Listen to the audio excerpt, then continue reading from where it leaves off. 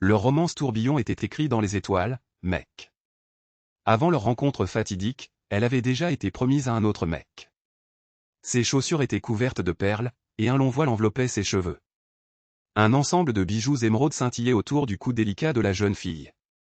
Tout ce bling avait l'air mortel sur la jeune mariée aux yeux bleus. Elle fouillait totalement, regardant le regard se rassembler, morceau par morceau. C'était Lily, la jeune fille du comte Roland. Elle allait faire partie de la famille royale dans le royaume de la Nouvelle Lune. La jeune fille mourait, les servantes lui ont dit qu'il était allé au conservatoire. La tradition dit que la mariée ne devrait pas voir le marié le jour avant le mariage. Mais Lily ne se souciait pas. Elle connaissait le prince Richard Stuart depuis qu'ils étaient enfants. Ils étaient serrés. C'était le premier gars avec qui elle a fait beaucoup de choses en premier, et elle a été très amoureuse de lui. Son cœur était plein d'espoir doux et de rêves de leur avenir ensemble. Elle voulait le trouver, mais s'est arrêtée morte quand elle a entendu des voix qu'elle reconnaissait. Elle s'est cachée derrière quelques feuilles et l'a vu se faire tuer. Il était tout à l'aise avec une fille de Bella. Il jetait un baiser sérieux sur son côté roux, celui qu'il avait caché. Qu'est-ce qui faisait encore pire? Bella était la sœur de Lily. Richard l'appelait un enfant, dit qu'elle était ennuyeuse, et il ne voulait pas ce genre d'amour. Il appelait l'autre fille son plus grand plaisir alors qu'elle était, vraiment en train de s'y lancer. Leur petit moment s'est écrasé quand ils ont entendu une étrange fissure de peau. Ils ont grimpé la tête et ont attrapé l'invité inattendu de la serre. Ces oiseaux amoureux ont eu un cas sérieux de frisson, étant pris par les éclats. Lily s'est gelée, ne parvenant à demander à Richard de lui expliquer tout ce désordre. Elle a explosé, demandant comment il pouvait faire quelque chose comme ça à sa sœur. Bella a simplement souri et demandé pourquoi elle se mettait le nez dans les affaires du prince. Elle s'est approchée de sa sœur en toute confiance et a dit que Richard savait ce qu'il faisait. Lily a reculé de sa sœur négligente et a exigé qu'elle la laisse seule. Elle a secoué Bella si fort qu'elle a volé accidentellement en arrière. La fille a fait une apparition de peur et s'est tournée vers son majesté. Richard a saisi. Il lui a dit de ne pas parler de cette façon à Bella. Il a dit que leur mariage était un faux et qu'elle devait le surmonter. Puis il a gentiment parlé à l'autre fille, lui demandant de rester avec eux. Le prince est allé l'embrasser, mais elle était totalement dégoûtée. Elle a mordu son pouce aussi fort qu'elle a pu et a creusé ses ongles dans sa main. Richard a ressenti une convulsion de douleur et a sauté en arrière, l'appelant une psychopathe. Il a bougé si vite qu'il a accidentellement coupé sa mariée, celle qu'il détestait. Son poing l'a prise juste dans le visage, laissant une brûlure désagréable. Elle a calmement annoncé que le mariage entre la famille Stuart royale et la famille Roland était annulé. La fille pensait qu'elle en mettrait fin, mais une femme lui tendit la main. En un clin d'œil, Bella l'a prise dans un câlin qui écrasait les os. Elle a dit avec un ton menaçant qu'elle la fermerait pour de bon. Lily n'a même pas eu le temps de l'écraser. Elle a soudainement rappelé le jour où elle l'a attrapée dans la forêt. Elle n'a jamais imaginé qu'elle finirait un jour à la place de ce lapin. Elle a essayé de se défendre, mais Bella l'a retenue jusqu'à ce qu'elle avoue le poison. Lily s'est étouffée, essayant de se dégager la gorge alors que le poison la brûlait crue. Bella a simplement souri, sachant que sa sœur toussait du sang. Elle a annoncé, tout à fait dramatique, que la mariée du prince était morte juste avant. Le mariage. Richard a joué avec elle, suggérant de la lier à un cheval et de la renvoyer au champ. Ils étaient sûrs que les monstres la dévoreraient à cause de la lune rouge. Le corps faible de Lily a souffert à travers leur plan déformé jusqu'au crépuscule. Alors, boum, elle était au sol, complètement seule. Elle a compris qu'elle était une perdue quand elle a vu une patte devant elle. Le monstre a doucement pris la fille Blanche-Neige dans ses bras. Ses yeux ont brillé de rouge, et personne ne savait ce qu'il était en train de planifier. Le loup massif a regardé attentivement la fille baigner dans la piscine. Il se hâta de la ramener à son château isolé. Elle ouvrit les yeux et pensait voir un ange réel. Elle pensait que Dieu l'avait envoyée au ciel et ferma les yeux. Le moment suivant, elle s'aperçut subitement qu'elle était encore vivante. Elle ne reconnaissait pas la fille qui planait sur le lit. La servante baissa la tête et annonça que Lily se réveillait. Lily se leva immédiatement du lit et demandait où elle était. La servante sourit, se présenta comme Catherine et dit qu'elle était en sécurité maintenant. Elle leur expliqua qu'ils étaient en sécurité. Elle a mentionné que toute la terre des débris Yara appartenait au duc. Le gars lui a donné un regard réfléchi, puis a cassé ses doigts. Le second il l'a fait, chaque bougie du château a pris vie. En se tournant vers la jeune fille, il s'est présenté comme son majesté royale, Isaac Stuart. Lily a été surprise, car il était le frère cadet de l'actuel roi. Cela l'a fait une figure sérieusement importante dans le royaume du croissant. Isaac était considéré comme le prince héritier et l'héritier apparent. Il avait réalisé quelque chose d'incroyable, mais son déploiement dans les arts obscurs l'a entraîné dans l'erreur, et il est devenu un reclus en isolement. Il a disparu après cela, laissant le royaume complètement dans l'obscurité. Lily s'est levée du lit et s'est inclinée, le remerciant de lui avoir sauvé sa vie. Elle a essayé de finir le curtsy, mais sa tête a commencé à tourner comme une folie. La prochaine chose qu'elle a su, c'est qu'elle a accidentellement été plantée directement dans les bras d'Isaac. Elle n'a même pas eu besoin de se présenter. Il connaissait déjà son nom. Lily s'est écrasée, se rendant compte qu'il la tenait en main. Isaac l'appela la pauvre fille qui était sur le point de devenir la concubine du prince. Il a ajouté que la magie noire et le poison l'avaient assez mal dérangée, c'est pourquoi elle était dans le coma.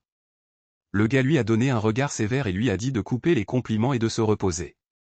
Lily s'est gelée, réalisant qu'elle était sortie de chez elle depuis 2 jours et avait raté son mariage avec Richard. Le poids de la responsabilité lui a frappé comme un train de marchandises. Elle se souvenait aussi de Bella, qui était si désespérée de voler sa place de mariée. Toutes ces pensées faisaient trembler son corps encore plus. Isaac avait les yeux vides sur elle en lui demandant si elle complotait sa vengeance. Elle se refroidissait quand il a révélé sa fiancée, son amant d'enfance et sa sœur étaient. Eh bien, disons juste qu'ils n'étaient pas sur le dessus et le dessus. Ils l'ont trahi, la poisonnant avec quelque chose qui dévore une personne. Isaac a demandé froidement si elle les détestait pour cela. Lily les détestait avec chaque rose. Elle savait qu'elle n'était pas à la hauteur de ces 2 hommes. La jeune fille se sentait de plus en plus désespérée, mais Isaac la calmait. Il vit ses larmes et lui dit d'arrêter de lui accrocher la tête.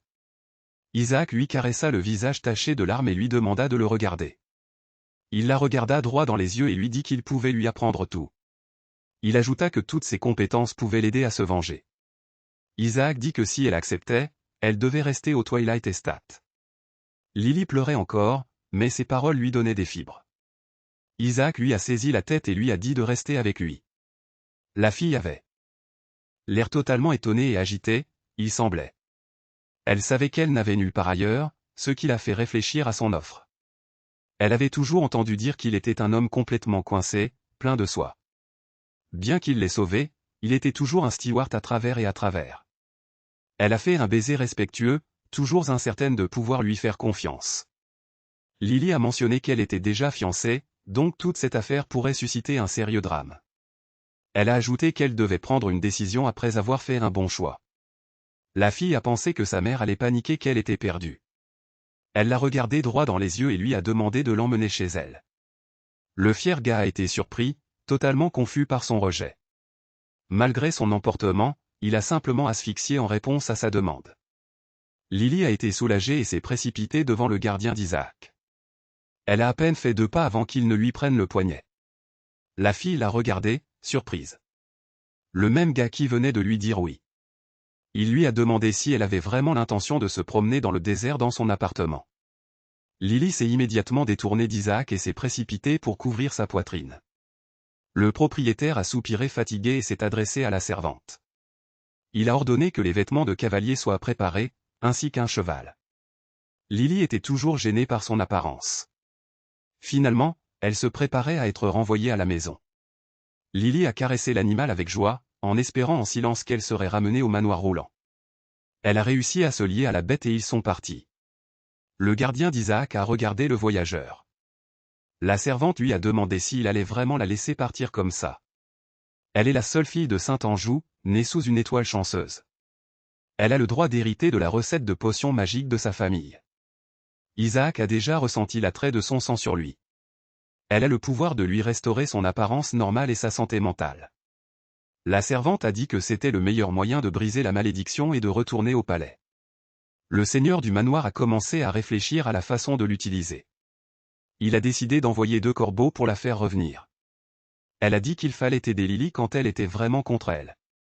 Pendant ce temps, la fille a pratiquement sauté dans le manoir roulant. Elle a crié qu'elle était de retour, puis a eu le choc de sa vie. Juste devant elle était un cercueil couvert de fleurs blanches. La fille a trébuché vers le cercueil et a vu sa mère à l'intérieur. Elle était tellement choquée qu'elle a failli le perdre. En le regardant, c'était la femme qui était censée être à son mariage, comme hier. s'est effondré sur le sol devant le corps, refusant de croire que c'était sa mère. Son corps tremblait de larmes tandis que son cerveau disait que c'était une blague malade. Elle était courbée sur le corps mort de sa mère, complètement dévastée. Lily se tournait en rond quand elle vit la servante gelée dans le choc. Elle commençait immédiatement à la griller sur ce qui était arrivé. La servante du directeur a juste crié un meurtre sanglant, disant que le tueur était de retour. Elle regardait la fille en larmes, accusée publiquement de meurtre. Elle a frappé Lily si fort qu'elle ne pouvait même pas trouver les mots. Peu après, ils l'ont enfermée dans le donjon de la tour de la maison du duc Roland. Lily frappa à la porte comme une folle quand elle entendit des pas. Elle criait immédiatement qu'elle voulait voir son père et qu'elle était emprisonnée à tort. Elle s'effondra à genoux, frappant toujours à la porte à main nue. La fille penda la tête et dit vouloir trouver le tueur de sa mère. Elle a regardé à la lumière quand elle a vu la porte s'ouvrir. Lily s'attendait à rencontrer quelqu'un, mais certainement pas son ennemi. Elle se tenait devant elle Bella, le backstabber, qui sortait du thé avec fierté. Elle a dramatique déversé le thé et a dit qu'elle l'avait entendu crier. Bella a compris que sa voix était déjà rugissante et lui a offert une tasse de thé. Elle a donné à la fille un sourire ridicule alors qu'elle écoutait la tasse. Lily a immédiatement accusé sa sœur de tout ce qu'elle avait déjà fait. En réponse, elle a simplement souri et a deviné qu'elle n'était pas désirée là-bas. Elle a couru un coup de pied. Elle a dit qu'après que Lily s'était enfuie, il avait eu une crise cardiaque. Cette nouvelle a frappé Lily comme une tonne de briques, et écrasant son espoir, Bella a souri et a dit qu'elle devait aller faire son remède. Lily a serré sa main et l'a regardée dans les yeux, comme si son cœur venait de se briser. Elle a dit à Bella que Karma allait la faire tomber pour avoir ruiné ses parents. Avant de pouvoir finir, Bella l'a giflé. Bella s'est mise à dire que Lily avait le visage sur les affiches recherchées. Elle a ajouté que Lily allait obtenir ce qui lui arriverait demain pour toutes les merdes dont elle est accusée. Bella a exposé son plan et comment tout allait parfaitement. On dirait que tout était planifié jusqu'au dernier détail et que l'espoir de Lily s'évanouissait rapidement. Elle a finalement réalisé que Bella et Richard essayaient de se débarrasser de tout. Bella a raconté les paroles du prince, disant qu'il était fatigué de jouer avec Lily. Elle s'est penchée sur la fille et a dit que ce qu'il aimait le plus était la gloire et le trône.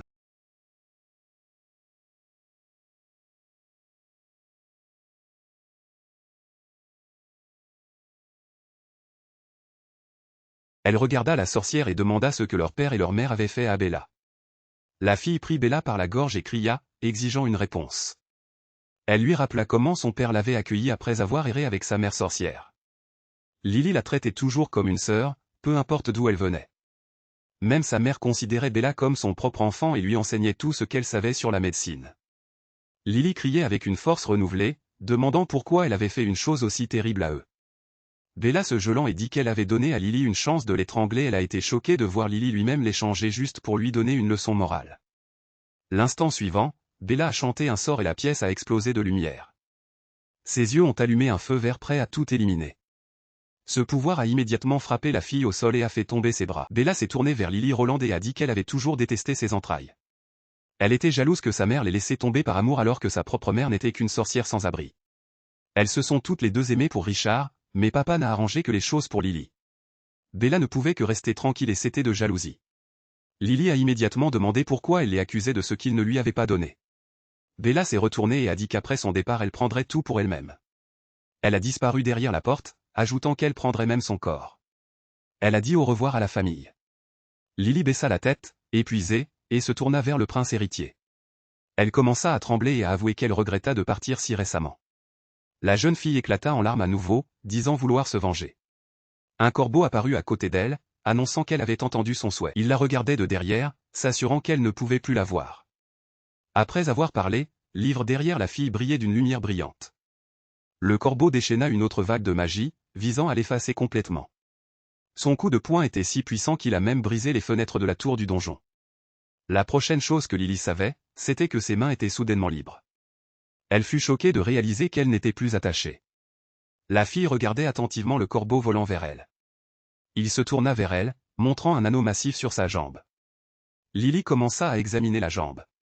Le corbeau s'est immédiatement opposé à elle en demandant qu'elle l'appelle Karen et qu'elle ne le traite pas comme un oiseau. Karen Farrell s'est fièrement déclaré l'espion le plus fiable du prince héritier. Et elle a dit qu'il viendrait la chercher sur ordre de son maître, pour la ramener à la propriété. Lily a mis une seconde à tout ce qu'il avait dit pour s'enfoncer. Elle a demandé son plan d'évasion, puisque Bella avait envoyé les gardes après lui. Raven l'a appelé une mannequin et lui a demandé à quoi servaient les oiseaux. Il a flatté ses ailes vers le ciel et a dit qu'elles étaient destinées à voler. Il a atterri sur le rebord de la fenêtre et a dit que personne ne pouvait les attraper. L'oiseau lui a dit de se déplacer et de sauter sur le dos. Soudain, les mots du petit oiseau lui ont semblé si ridicules qu'elle s'est gelée. Elle s'est embarrassée à monter sur le rebord de la fenêtre et s'est préparée. La hauteur, sa confiance s'est évanouie. Elle a demandé ce qu'elle devait faire ensuite, car elle avait peur des hauteurs. L'oiseau lui a dit de lui faire confiance et de sauter. Lily ne pouvait pas pleinement faire confiance aux paroles de l'oiseau et a commencé à trembler encore plus fort. Sa peur a été amplifiée par les chevaliers, qui ont remarqué les obturateurs manquants dans le donjon. Ils ont repéré Lily et ont ordonné sa capture immédiate. Cela lui a fait réaliser que la mort l'attendait quoi qu'il arrive. Elle a sauté, décidant qu'il valait mieux mourir ainsi que d'être exécutée publiquement. La fille a serré les yeux fermés, sentant l'approche de sa fin. Sa surprise a été immense quand elle s'est retrouvée à cheval sur un oiseau énorme. Elle a été étonnée par la taille monstrueuse de Karen Farrell. Il lui a dit de tenir ses plumes et de se préparer pour l'impact. Juste alors, les gardes ont remarqué le ravenne géant. Ils ont repéré l'obscurité. Lily a réalisé que son ancienne vie était un toast et a accepté ce qui allait arriver. Elle s'est accrochée aux ailes de l'oiseau, se déroulant dans les forêts comme un professionnel. Après un certain temps,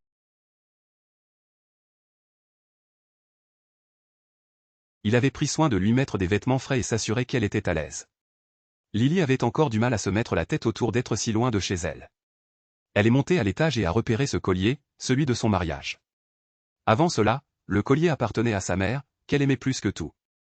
Ce collier émeraude avait été transmis par les femmes de sa famille depuis des générations.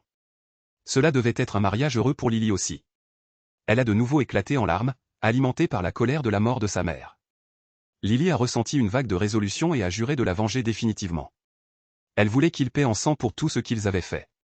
Elle a secoué ses pensées et ses larmes alors que la porte de sa chambre s'ouvrait. Isaac était debout devant elle.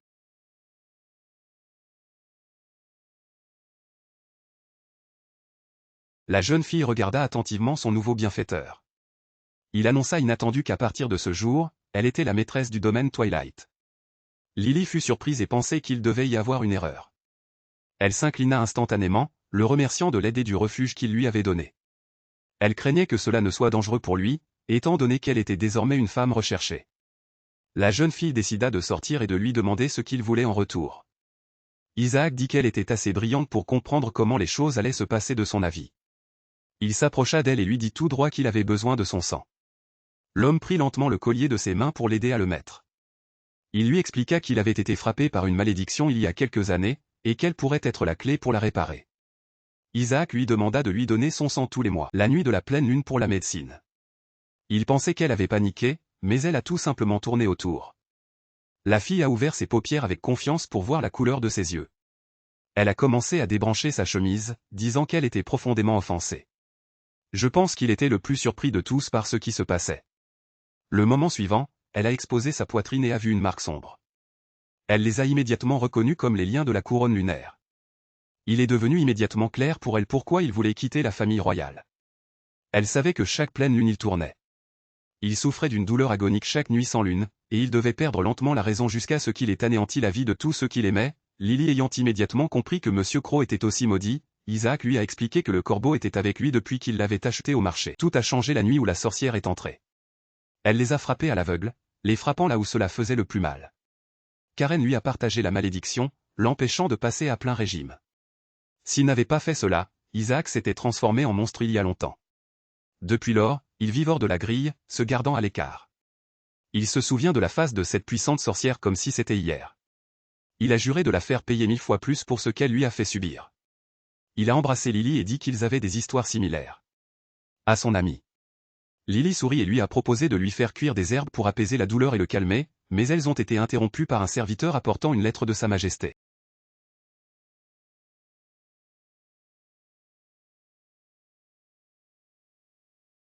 La jeune fille s'est immédiatement évanouie, sentant qu'elle intrusait. Elle a ri et a promis de ne pas dire un mot sur leur petit secret. Lily a commencé à expliquer qu'elle voulait juste voir à quoi ressemblaient ses symptômes.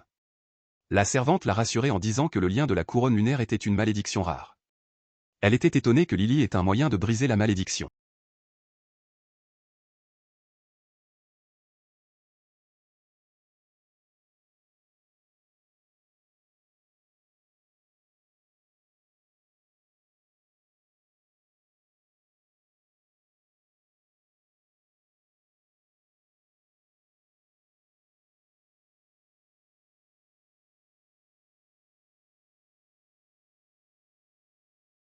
Lily a expliqué qu'elle n'avait pas beaucoup d'expérience, mais qu'elle était bonne avec les produits pharmaceutiques.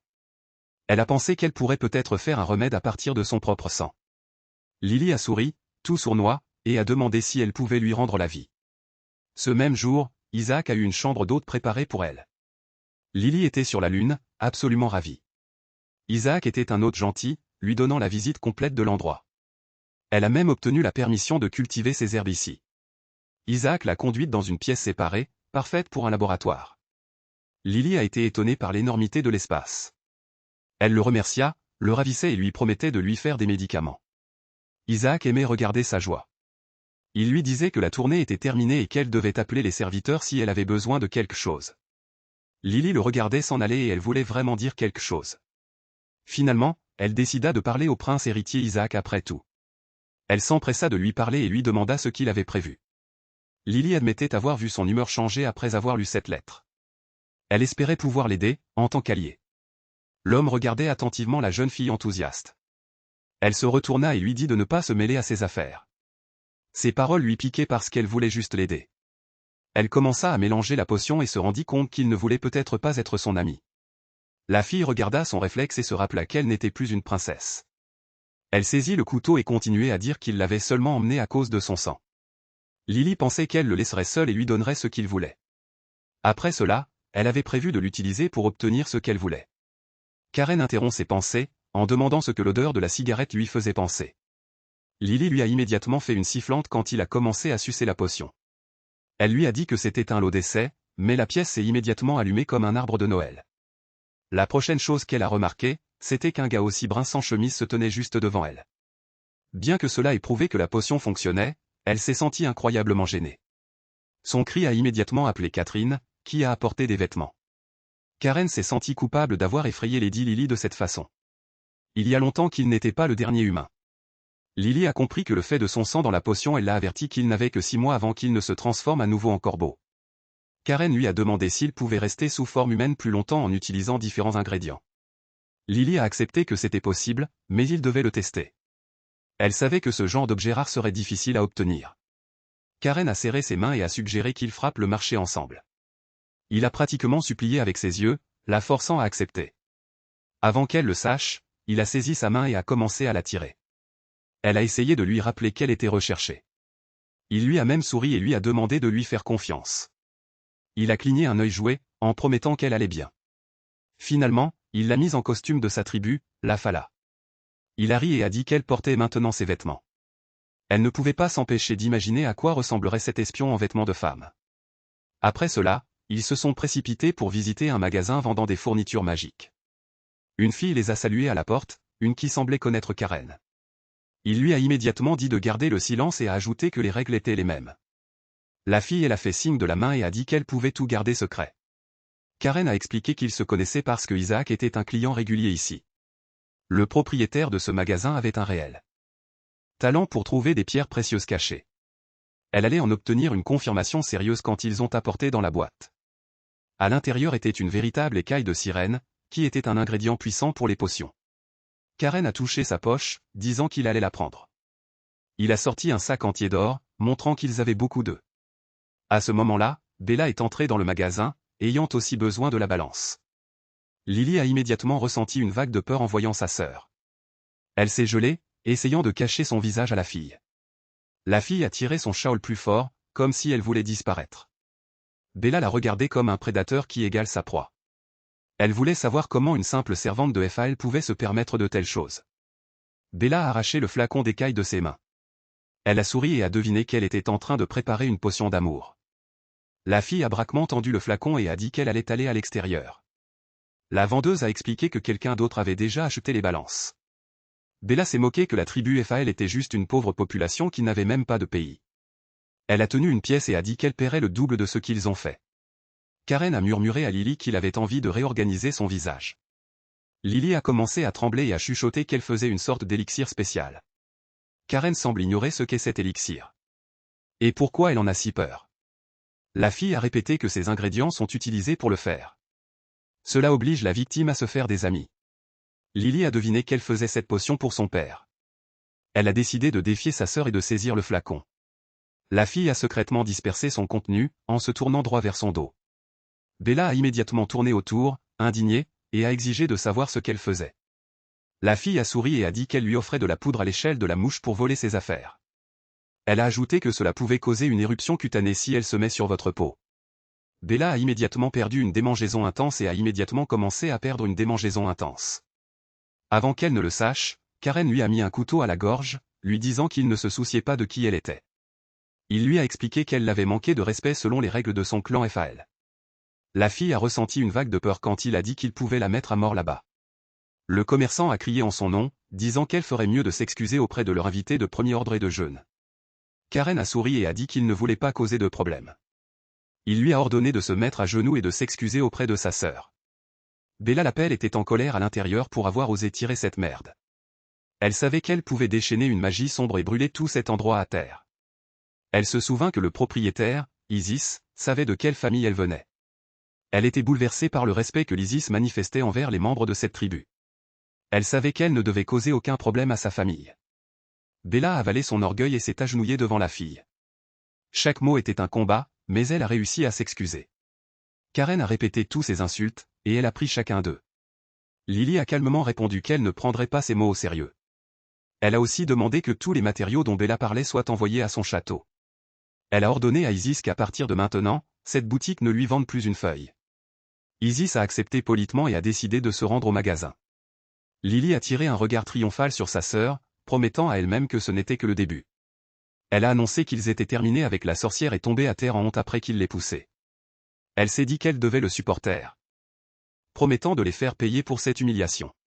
Bella a regardé ses tortionneurs s'en aller, souhaitant pouvoir les effacer. Elle a examiné de plus près les gestes de la fille, qui étaient douloureusement familiers. Elle a reconnu Lily, qui était toujours louée pour son élégance. Pendant ce temps, Richard s'est amusé avec d'autres dames. Son plaisir a duré jusqu'à ce que Bella apparaisse. Elle lui a arraché le bandage, les yeux fermés. Il a immédiatement éclaté, disant qu'il lui avait dit de ne pas venir le voir sans le demander. Bella a éclaté en larmes et s'est excusée, mais il a continué à la déchirer. Elle a expliqué que son visage déformé était le fait de sa sœur. Richard a été surpris, se souvenant de sa déclaration selon laquelle Lily s'était enfuie en utilisant la magie noire.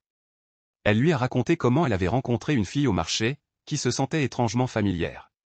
Bella a ajouté qu'elle avait fréquenté un barbare de la tribu. Richard s'est immédiatement rappelé comment elle jouait dur à obtenir, et ne voulait même pas qu'il l'embrasse. Bella a continué à pleurer, en parlant de la merde qu'elle avait dû supporter.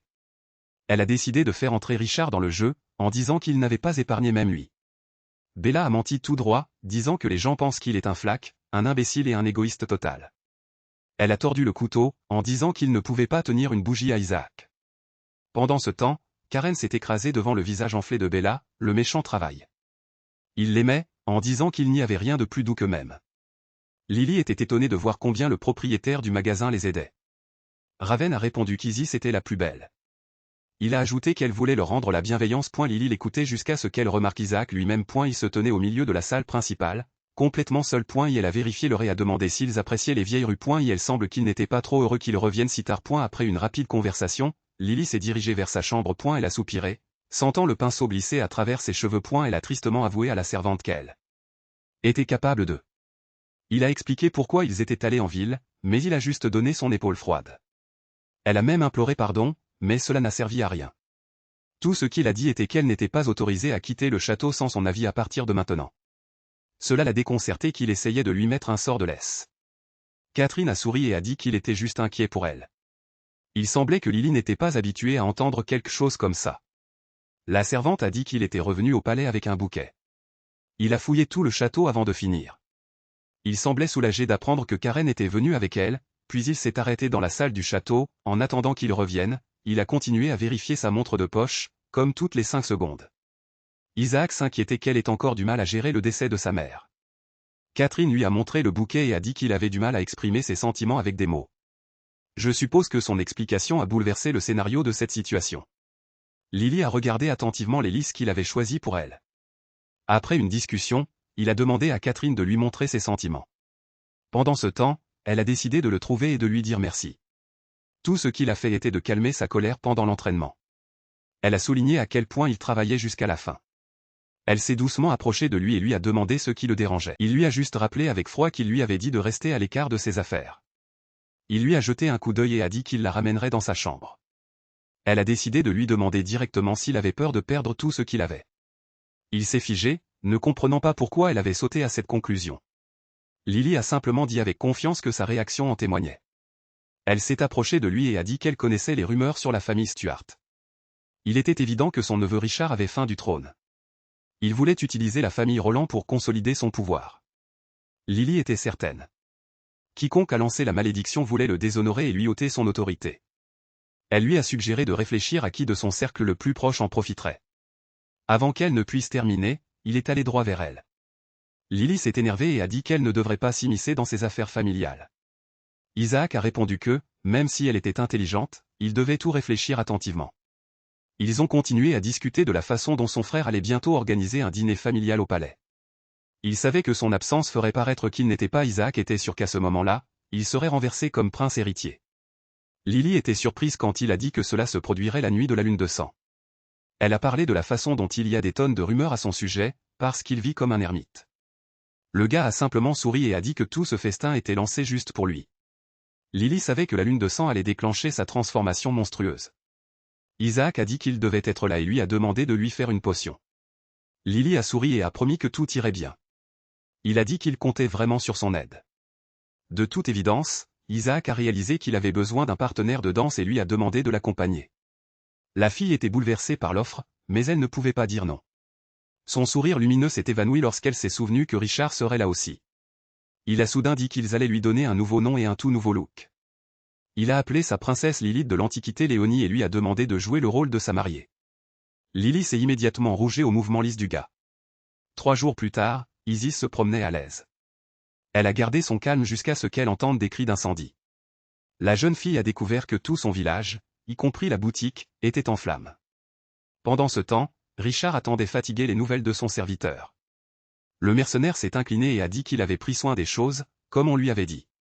Richard a demandé où était la personne qu'il devait trouver. Il a avancé une boîte et a dit qu'elle se cachait dans la boutique appartenant à ce membre de la tribu Fala. Richard a ouvert la boîte avec soin, en attendant la confirmation de sa disparition. À l'intérieur, il y avait une boîte. Pendant ce temps, Isis parlait à Lily.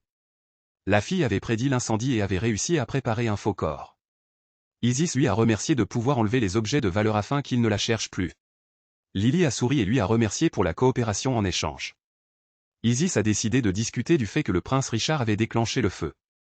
Elle ne pouvait pas croire qu'il se courberait vers quelque chose comme ça. Lily a immédiatement expliqué que le rouge-aigle était son ami spécial. Elle s'est excusée pour l'incendie. Elle a mesuré la taille de la fille et lui a dit de ne pas jouer mort quand on voit un animal sauvage. Isis s'est mise en colère en disant qu'il fallait ou courir ou se battre. Lily a bien regardé le commerçant et a promis de se souvenir de son conseil. Elle s'est levée et lui a demandé de ne pas l'appeler Lady Roland.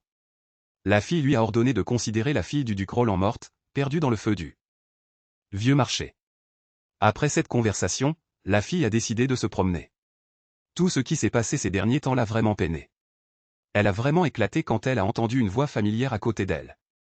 Isaac est juste sorti et lui a demandé ce qui la déplorait. Même si leur opération a été réussie sans aucun problème, elle se sentait encore un peu défoncée à ce sujet. Le gars l'a regardée dans les yeux et lui a demandé si elle se culpabilisait vraiment de ses morts. Lily n'a pas dit un mot. Mais on pouvait le voir sur son visage. Il lui a dit que le magasin était brûlé parce que leurs proches étaient juste des morceaux de déshydratation. La jeune fille s'est arrêtée, a ensuite déclaré qu'elle ne prenait plus la faute. Elle regrette de ne pas avoir terminé Bella ce jour-là. Isaac a souri et a dit qu'il voyait de plus en plus de soif de vengeance dans ses yeux. Il a dit que Karen n'aurait pas pu faire une sacrée chose à Bella dans cette situation. Il lui a tendu une lame et lui a dit de s'en occuper elle-même. La jeune fille a tiré de façon décisive la lame tranchante et l'a regardée. Elle a immédiatement vu le reflet de ses yeux bleus brillants. Lily se préparait pour le banquet et a demandé « Qu'est-ce que tu veux dire ?» Isaac lui a dit qu'elle était très respectée dans l'ancienne Léonie. Il a dit que tous les généraux et fonctionnaires de ce pays étaient des femmes. Le gars lui a arraché son couteau très vite, l'a coincé et a dit qu'il avait gagné à nouveau. La fille a regardé Isaac en train de se moquer de lui embarrasser. Il a ajouté qu'en plus de la clôture, elle devrait apprendre à monter à cheval. Elle devait maîtriser l'étiquette et les beaux-arts. Les nobles de Léonie, qui vénéraient la reine, appréciaient toutes ses compétences. Isaac s'est également assuré que sa couturière lui ferait une robe. La vieille dame. Le gars s'est vraiment consacré à l'éducation de la jeune femme. Elle avait un mois pour maîtriser leur langue et leur histoire. À Léonie, il y avait un clan favorisé par les dieux. Les femmes royales sont nées avec une puissante magie blanche dans leur lignée. Elles pouvaient contrôler les éléments et nettoyer la corruption. Elles ont vécu en paix pendant longtemps, mais le changement s'est glissé dans l'ignorance. Peu de temps après, les gens qui voulaient renverser la reine ont décidé d'invoquer un démon.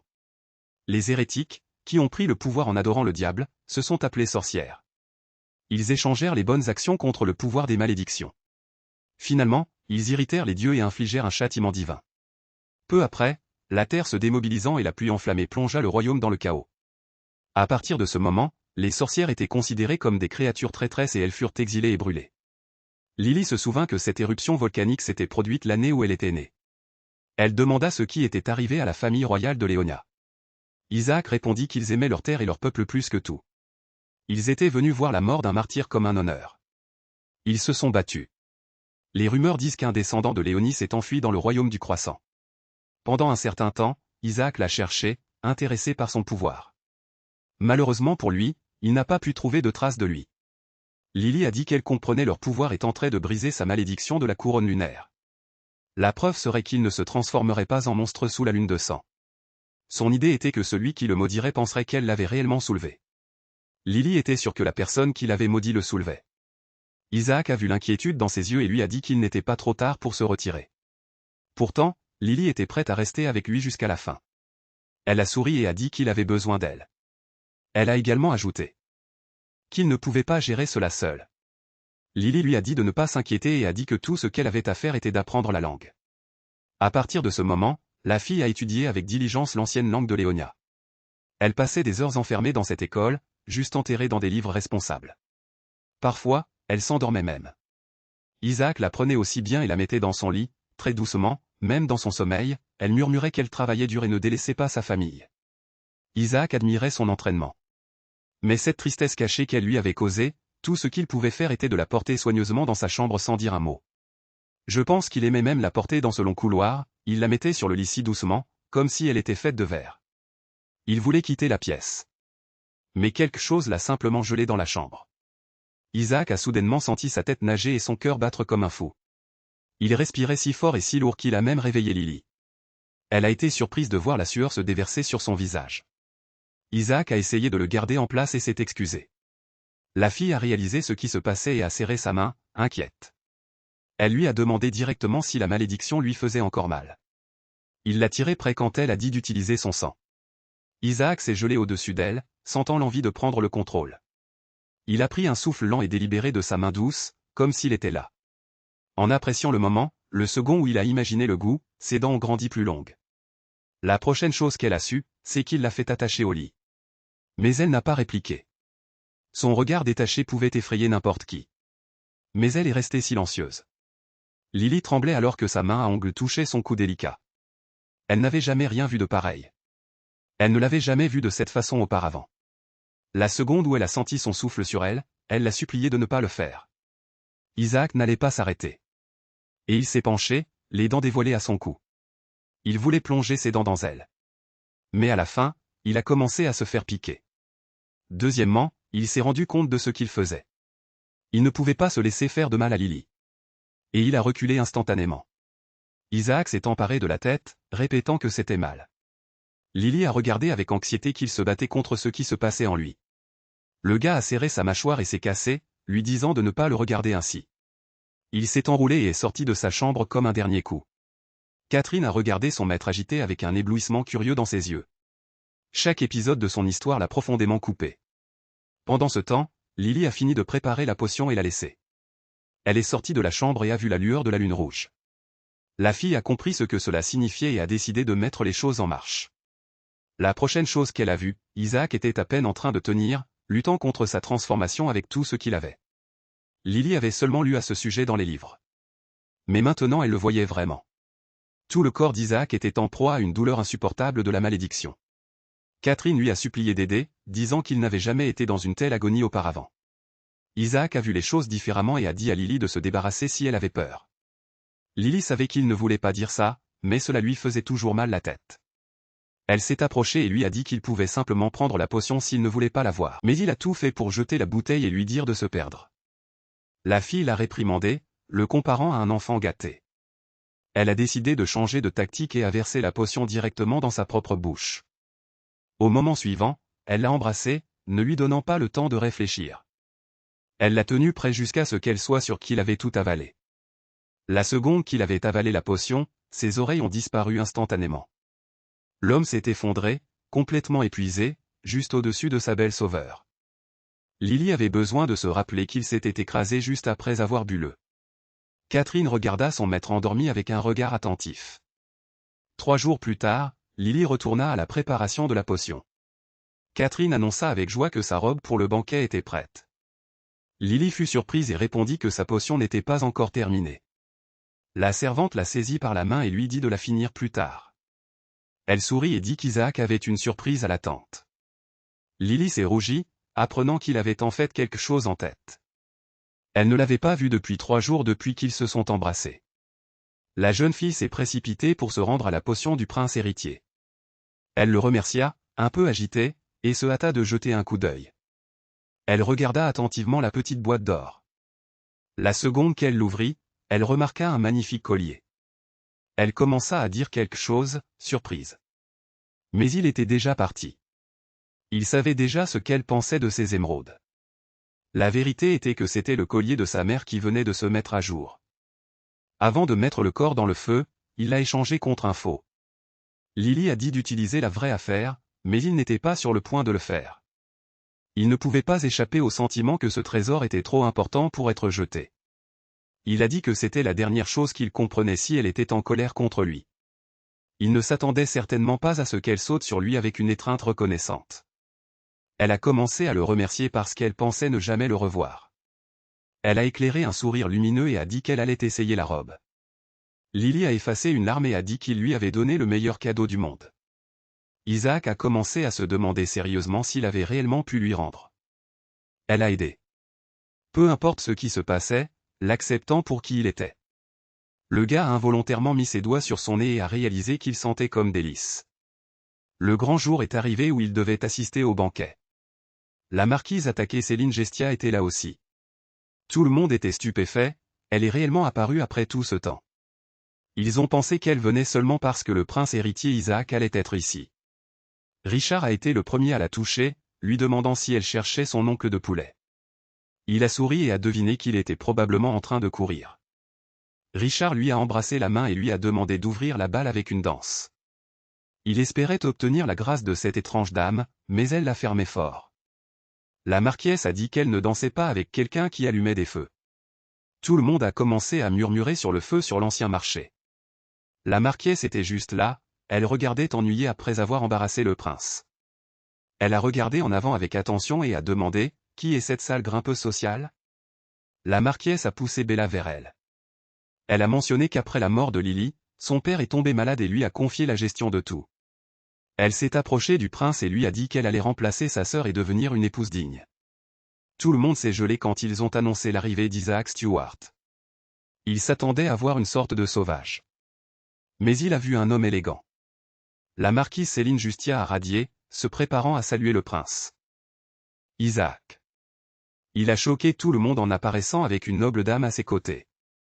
Les nobles s'attendaient à ce qu'il ait perdu la tête, mais ce qu'ils ont vu suggère le contraire.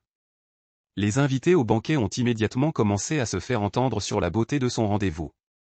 Isaac l'a présentée comme la princesse de l'ancien royaume de Léonie. Il l'a appelée sa précieuse future mariée, et elle a fait un acte de courtoisie.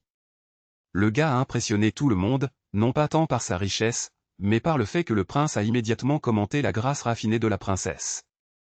Bella a juste tourné en dérision son acte, disant qu'il y avait beaucoup plus comme elle là d'où elle venait. Richard la taille et lui a demandé pourquoi elle dirait quelque chose comme ça. La sorcière s'est penchée et a chuchoté quelque chose avec un sourire. Richard a souri et a dit qu'il était impatient de voir les feux d'artifice. Pendant ce temps, Céline Gestia ne pouvait toujours pas enlever les yeux de Lilith. Elle s'est approchée de la princesse avec réfléchissement, comme si elle faisait une analyse pour voir si elle était la vraie. La marquise lui a donné un coup de main, vraiment critique, et lui a demandé si Isaac l'avait mentionné. La princesse a souri, disant qu'elle avait entendu qu'ils avaient grandi ensemble. Céline a incliné le menton de la princesse avec son ventilateur, lui donnant un regard vraiment méchant. Elle l'a appelée une princesse de qui sait où. Isaac n'a jamais respiré un mot à son sujet. Le prince héritier a sauté rapidement, lui ordonnant de ne pas être grossier avec sa fiancée. Céline a tourné en dérision, tout choqué quelle était son affaire. Richard décida de demander à Isaac comment il avait fini par errer dans le palais. Il toucha le menton de la dame et devinera que c'était une mauvaise influence nommée Lily qui l'avait amené ici. La jeune fille lui fit tout de suite un coup de main et lui dit de se perdre. Elle dit qu'elle ne tolérerait pas ce genre de manque de respect. Comme une princesse de l'ancien royaume de Léonie, Bella a parlé de l'histoire de la déesse et lui a demandé comment elle pouvait être la femme d'un prince maudit. Lilith était sur le point de répondre, mais Isaac lui a touché doucement la main. Il a dit qu'il l'avait amenée ici pour la mettre.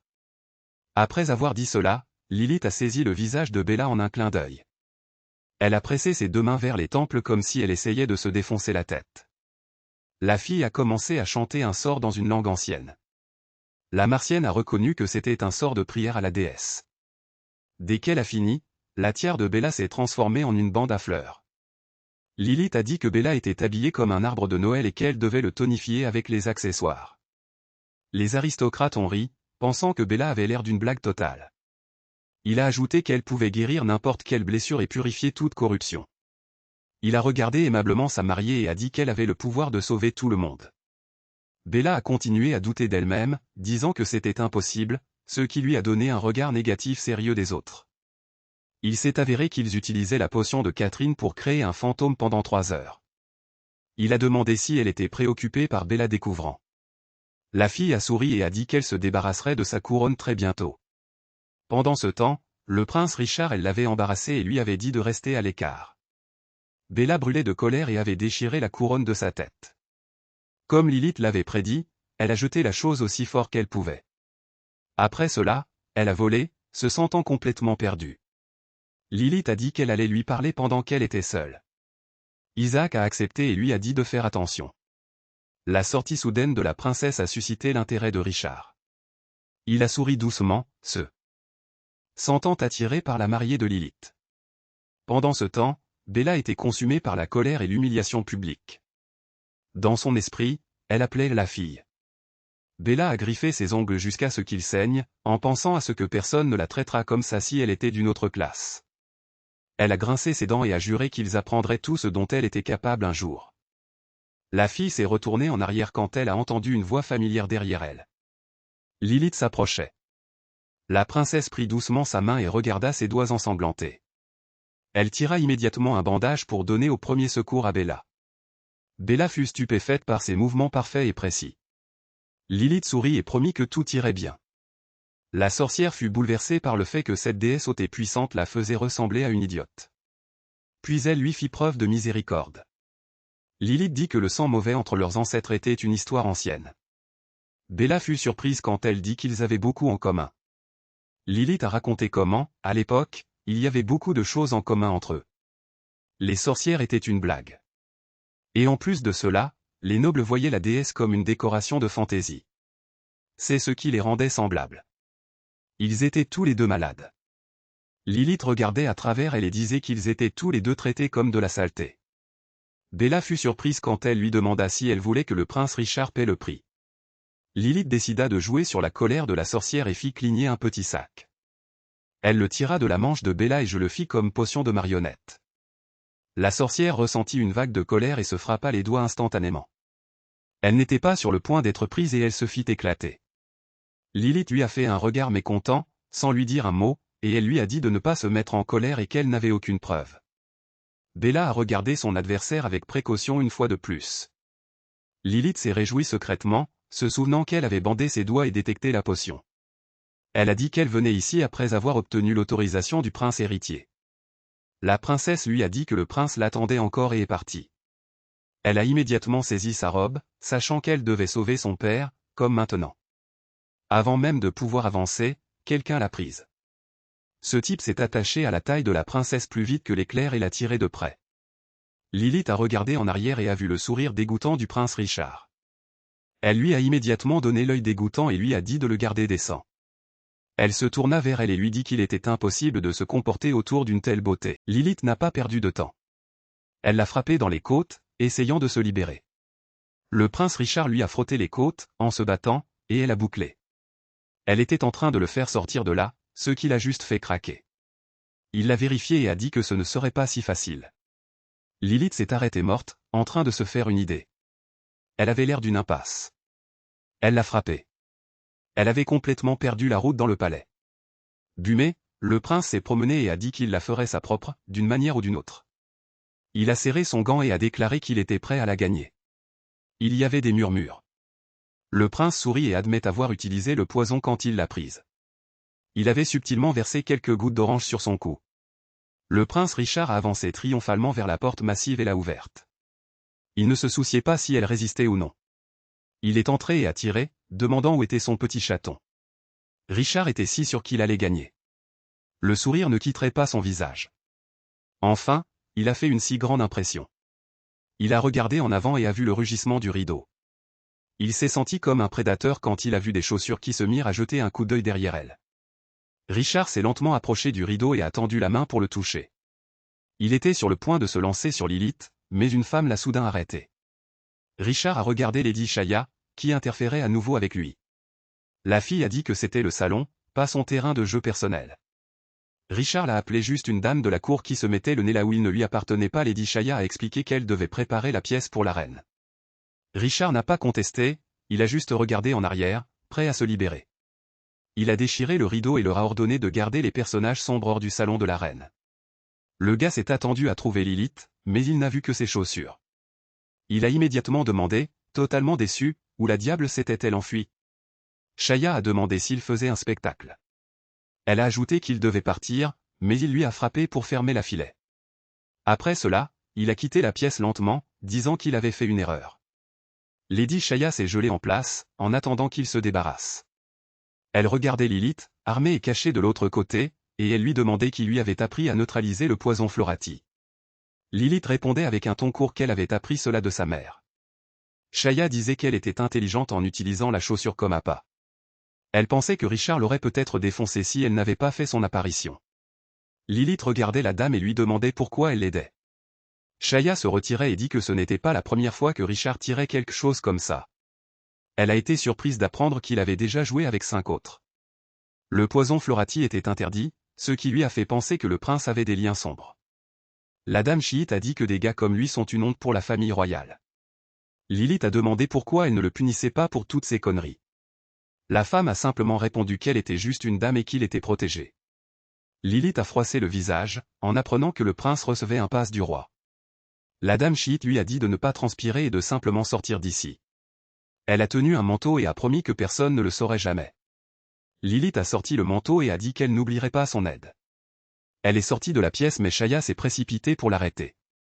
Shaya se souvint que le sang versé portait encore du poison de Florati. Elle voulait savoir ce qu'elle ferait du flacon mais Lilith est restée silencieuse. Cette fille savait que Richard ne quitterait pas avant d'avoir obtenu ce qu'il voulait.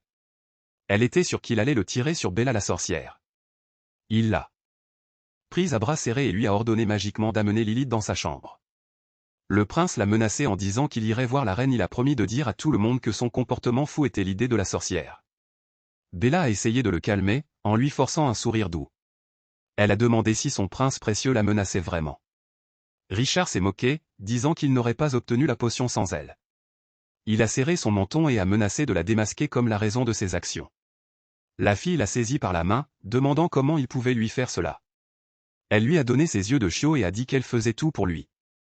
Avant même qu'elle puisse finir, il lui a frappé le cœur. Il lui a ordonné de continuer à le plaire et d'amener Lilith ici. Il l'a frappé si fort que Bella est tombée comme un sac de pommes de terre.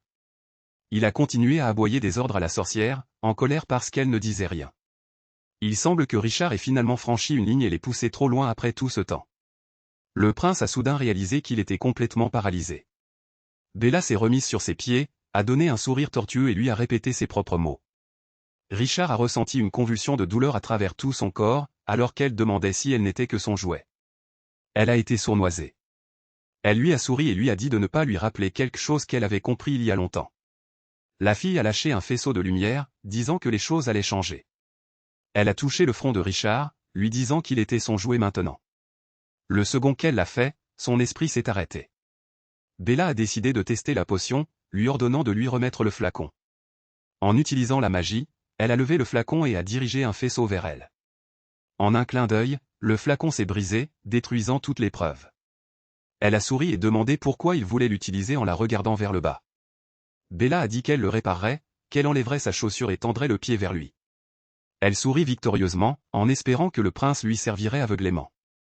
La fille se gelant quand elle aperçut un aperçu de vêtements dans la porte. Elle s'est immédiatement précipitée vers l'avant pour vérifier le couloir. Bien que personne n'était là, elle se sentait toujours surveillée. Elle était en colère à cause de l'obscurité, car elle ne voyait rien. Elle se sentait encore mieux sachant que l'épreuve était perdue. Elle se souvenait de Richard, qui était complètement sous son contrôle. Elle se mit à cracher sur ses genoux, appréciant le doux parfum de la potion. Bella ne pouvait pas comprendre qui avait laissé ici une bougie avec de l'essence fluoradie. Elle se rendit compte qu'elle brûlait depuis un certain temps, et qu'elle n'avait vu personne. En un clin d'œil, elle sentit Richard la saisir, la serrer dans ses bras. Comme hypnotisé, il continuait à inhaler l'odeur de la sorcière. Elle essayait de le faire s'arrêter, mais il ne s'arrêta pas. Le prince lui dit qu'il allait à ses cheveux, et sa peau chaude brûlant. Bella savait que c'était un piège. Mais elle ne s'en est pas débarrassée. L'esprit commençait à se noyer aussi. Elle sentait son corps fondre à cause des baisers fébriles de Richard. La fille sourit avec plaisir, voulant rendre la faveur. Ils continuèrent à se donner une affection passionnée, alimentée par le charme. Ils se baisaient si longtemps qu'ils oublièrent même tout le monde autour d'eux. Pendant ce temps, Lilith retourna à la salle de banquet principale. Une des dames lui demanda où elle était restée si longtemps. La princesse sourit et dit qu'elle admirait la lune depuis le balcon. Elle a ajouté qu'il devait y avoir un météore sur elle. Tout le monde autour de lui a immédiatement sauté à bord, désireux de voir le phénomène naturel. Les aristocrates ont décidé à l'unanimité de se diriger vers le balcon. Seul Isaac pouvait deviner que tout cela faisait partie du plan de Lilith. La jeune fille sourit et a donné un regard significatif à son fiancé. Pendant ce temps, les aristocrates ont vu Bella et Richard se faire très amicaux. Une des dames les a immédiatement appelés, leur demandant comment ils pouvaient être si timides. Les oiseaux d'amour ont regardé et ont vu qu'ils avaient un public. La robe de Bella était déroutée et elle avait été déroutée. Le choc semble être la seule chose qui les a sauvés. Ils ont commencé à se justifier juste avant que Lilith ne soit arrivée. Elle leur a donné cet air comme si elle savait exactement ce qui se passait. Bella a continué à tirer sa robe, disant qu'ils avaient tout mal. Richard a repoussé Bella et a dit qu'elle avait utilisé une sorte de potion d'amour que la sorcière lui a demandé, tout bouleversé pourquoi il dirait quelque chose comme ça. Tout le monde a immédiatement commencé à parler de la réputation déjà dérisoire du prince. Les gens étaient convaincus qu'il était celui qui a causé tout cela. Il leur criait, menaçant d'avoir les gardes du palais à les arrêter tous. Lilith sourit et lui dit de se maîtriser. Le prince devint encore plus en colère et demanda de savoir comment elle a osé lui donner des ordres. Il était sur le point de continuer à la décharger lorsqu'il entendit une voix familière. Le prince se jeta à ses pieds, implorant son pardon. Il tenta une fois de plus d'accuser Bella d'utiliser la sorcellerie. Bella le tua en disant qu'elle n'avait jamais eu l'intention de nuire à son fiancé. Le chiite dit qu'ils devaient tous deux être envoyés pour jugement devant le Saint-Siège. La reine accepta et décida d'arrêter d'embarrasser leurs invités. De nulle part, Lilith annonça que Bella avait vraiment été interdite d'utiliser des potions. Elle lui offrit une petite fiole comme preuve. Bella protestait en disant qu'elle parlait de la merde. La sorcière savait Lilith l'avait mise en place, mais elle était sûre que le flacon avait été détruit. Lady Shaya a examiné le flacon et a confirmé qu'il s'agissait d'une potion interdite. Lilith a ajouté qu'elle avait vérifié le numéro du flacon et qu'il avait disparu de la salle d'entreposage après la visite de Bella. Elle a déclaré que cela n'impliquait pas le prince, puisqu'elle avait un passe-passe.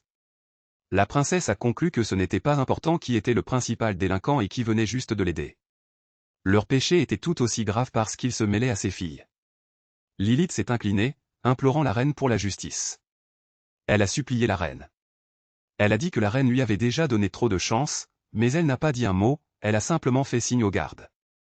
Ils se sont précipités pour retenir le prince Richard, le prenant par les bras. Il a lutté, regardant Lilith en face. Richard a déclaré qu'il était un prince et qu'il avait le droit de profiter de tout ce que le palais avait à offrir.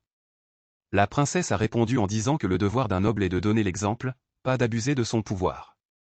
Bella observait la jeune fille de près et l'a remarqué. Elle se souvint d'avoir entendu cette phrase exacte de sa sœur quand elle était petite. Lily a couru la bouche sur cette phrase une fois trop souvent, et c'est ce qui l'a convaincue. Bella continuait à se regarder en face, comme si elle cherchait une réponse. Elle sourit, en pleurant mentalement sur Lily parce qu'elle était encore en vie. Elle accepta sa perte, pensant qu'elle avait foiré en choisissant Richard le crétin plutôt qu'Isaac. Bella s'en est mise en colère. Décidée que Lily ne serait pas toujours aussi chanceuse. Elle semblait que son pouvoir commençait à prendre le dessus. Voulant déchirer cet endroit, elle regarda Richard, le forçant à obéir à sa volonté. Cédant à la folie, le prince s'est libéré des gardes.